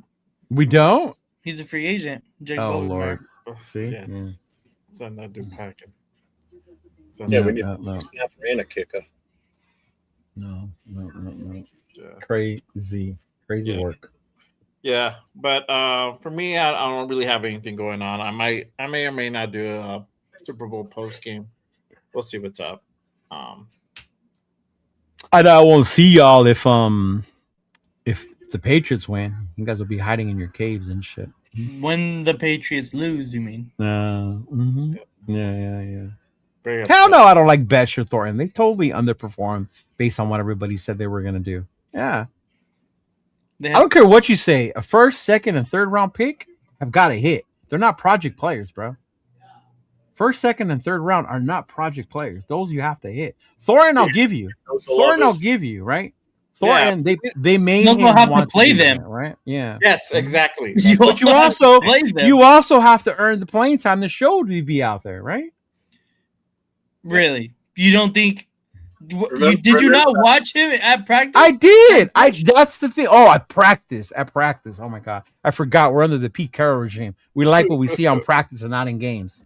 No, because I saw him not be able to get open in games because he didn't play. When he did play, was he always open? Yes. Liar. Now who's propaganda? He's talking about Jack Betch. He's talking about Jack Betch is always open, bro. Bro, just throw him the ball. Yeah, I'm gonna say he was worked, but it's not like he lived up to what he was supposed to be. Look at where we took him. To him 20 times. He caught 10. Yeah. He caught 50% of his balls. That means he only got open 20 times. Yeah, he had Geno Smith throwing him the fucking football. Funny how we make excuses for everyone, but then okay, it's cool. Mike Thornton, 36, goddammit. What 10? What's the percentage versus Thornton's? Oh, it's a big. I mean, besides, I never liked Thornton. I'm not saying. I told people Thornton wasn't who he was from the get go. Yeah, That's Megatron, okay? yeah. Relax. Come on now. Yeah. Don't you dare speak about our Tennessee wide receivers like that. Bro, Tennessee wide receivers don't know how to run routes. And you saw it on film. This dude knew the ball wasn't going to him, and he didn't run anything. I think Thornton's a boss. I'm sorry. Well, he can't be a bust because he was a 4th round pick. I mean, but still. Yeah. Yeah, you're getting what you got type thing. So. But Bash, what round did we take him? Wow. Wow. And we want to sit up here and talk about the value of a number 6 and how we should have went somewhere else, but we don't recognize the value of a number 2? Different regime. Maybe he should have played. Maybe he should have played. Mm-hmm. Yes. Excuses. You're a 2nd round pick and you only get 10 targets? Excuses. What does that mean? That you didn't play. Right. Mm-hmm. That's right. I forgot about Membu. What? But I forgot about Membu. Mm-hmm. I'm going to draft Membu and Will Johnson. I see. Yeah. That's crazy. But yeah. All right, y'all. That is our time for today. Appreciate you guys. Make sure you guys tap in with us next Wednesday for another Raider Connections show. Make sure you guys hit that like and subscribe on all the channels. Like I'll be rated 10 to my right. My guy Cheetah Williams down below, and then across from me, 41_Raider_Jeff. Make sure you guys tap in for his show on Friday, the No Huddle. I'm pretty sure we're gonna talk about the Super Bowl on Friday. So make sure you guys pull up for that one. Patriots get embarrassed. Give you guys a take on who do you guys think who's gonna win and why and all that good stuff. So definitely pull up to that one. But other than that, that's it, y'all. I'll see you guys next time. As always. Peace. Raider Nation. It's time to connect. Leo, Jay, Nate, Jeff, right. Yeah. Silver and black. The crew is insane. Breaking down the madness before you can blink. Another week, wow, another storyline. But the Raider connection keeps it all in line. From Vegas lights to the East Coast grind. We talk that truth, no filter, no rewind. 4 voices strong, so buckle in tight. It's time to bring the nation to life tonight. This is the Raider Connection Show, where the silver and black stories flow. Leo, J, Nate, and Jeff on go, breaking every play down blow by blow. R-N-4-L, you already know.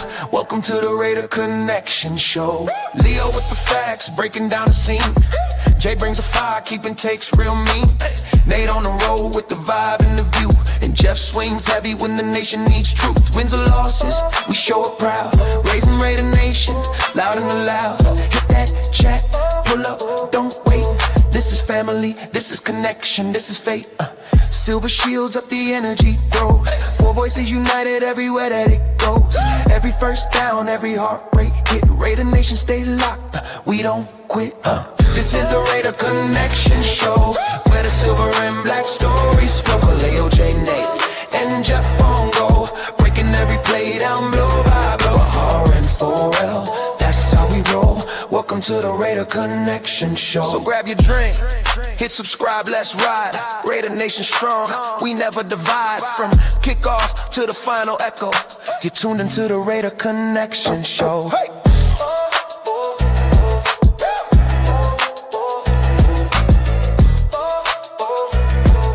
You're tuned into the Raider Connection Show.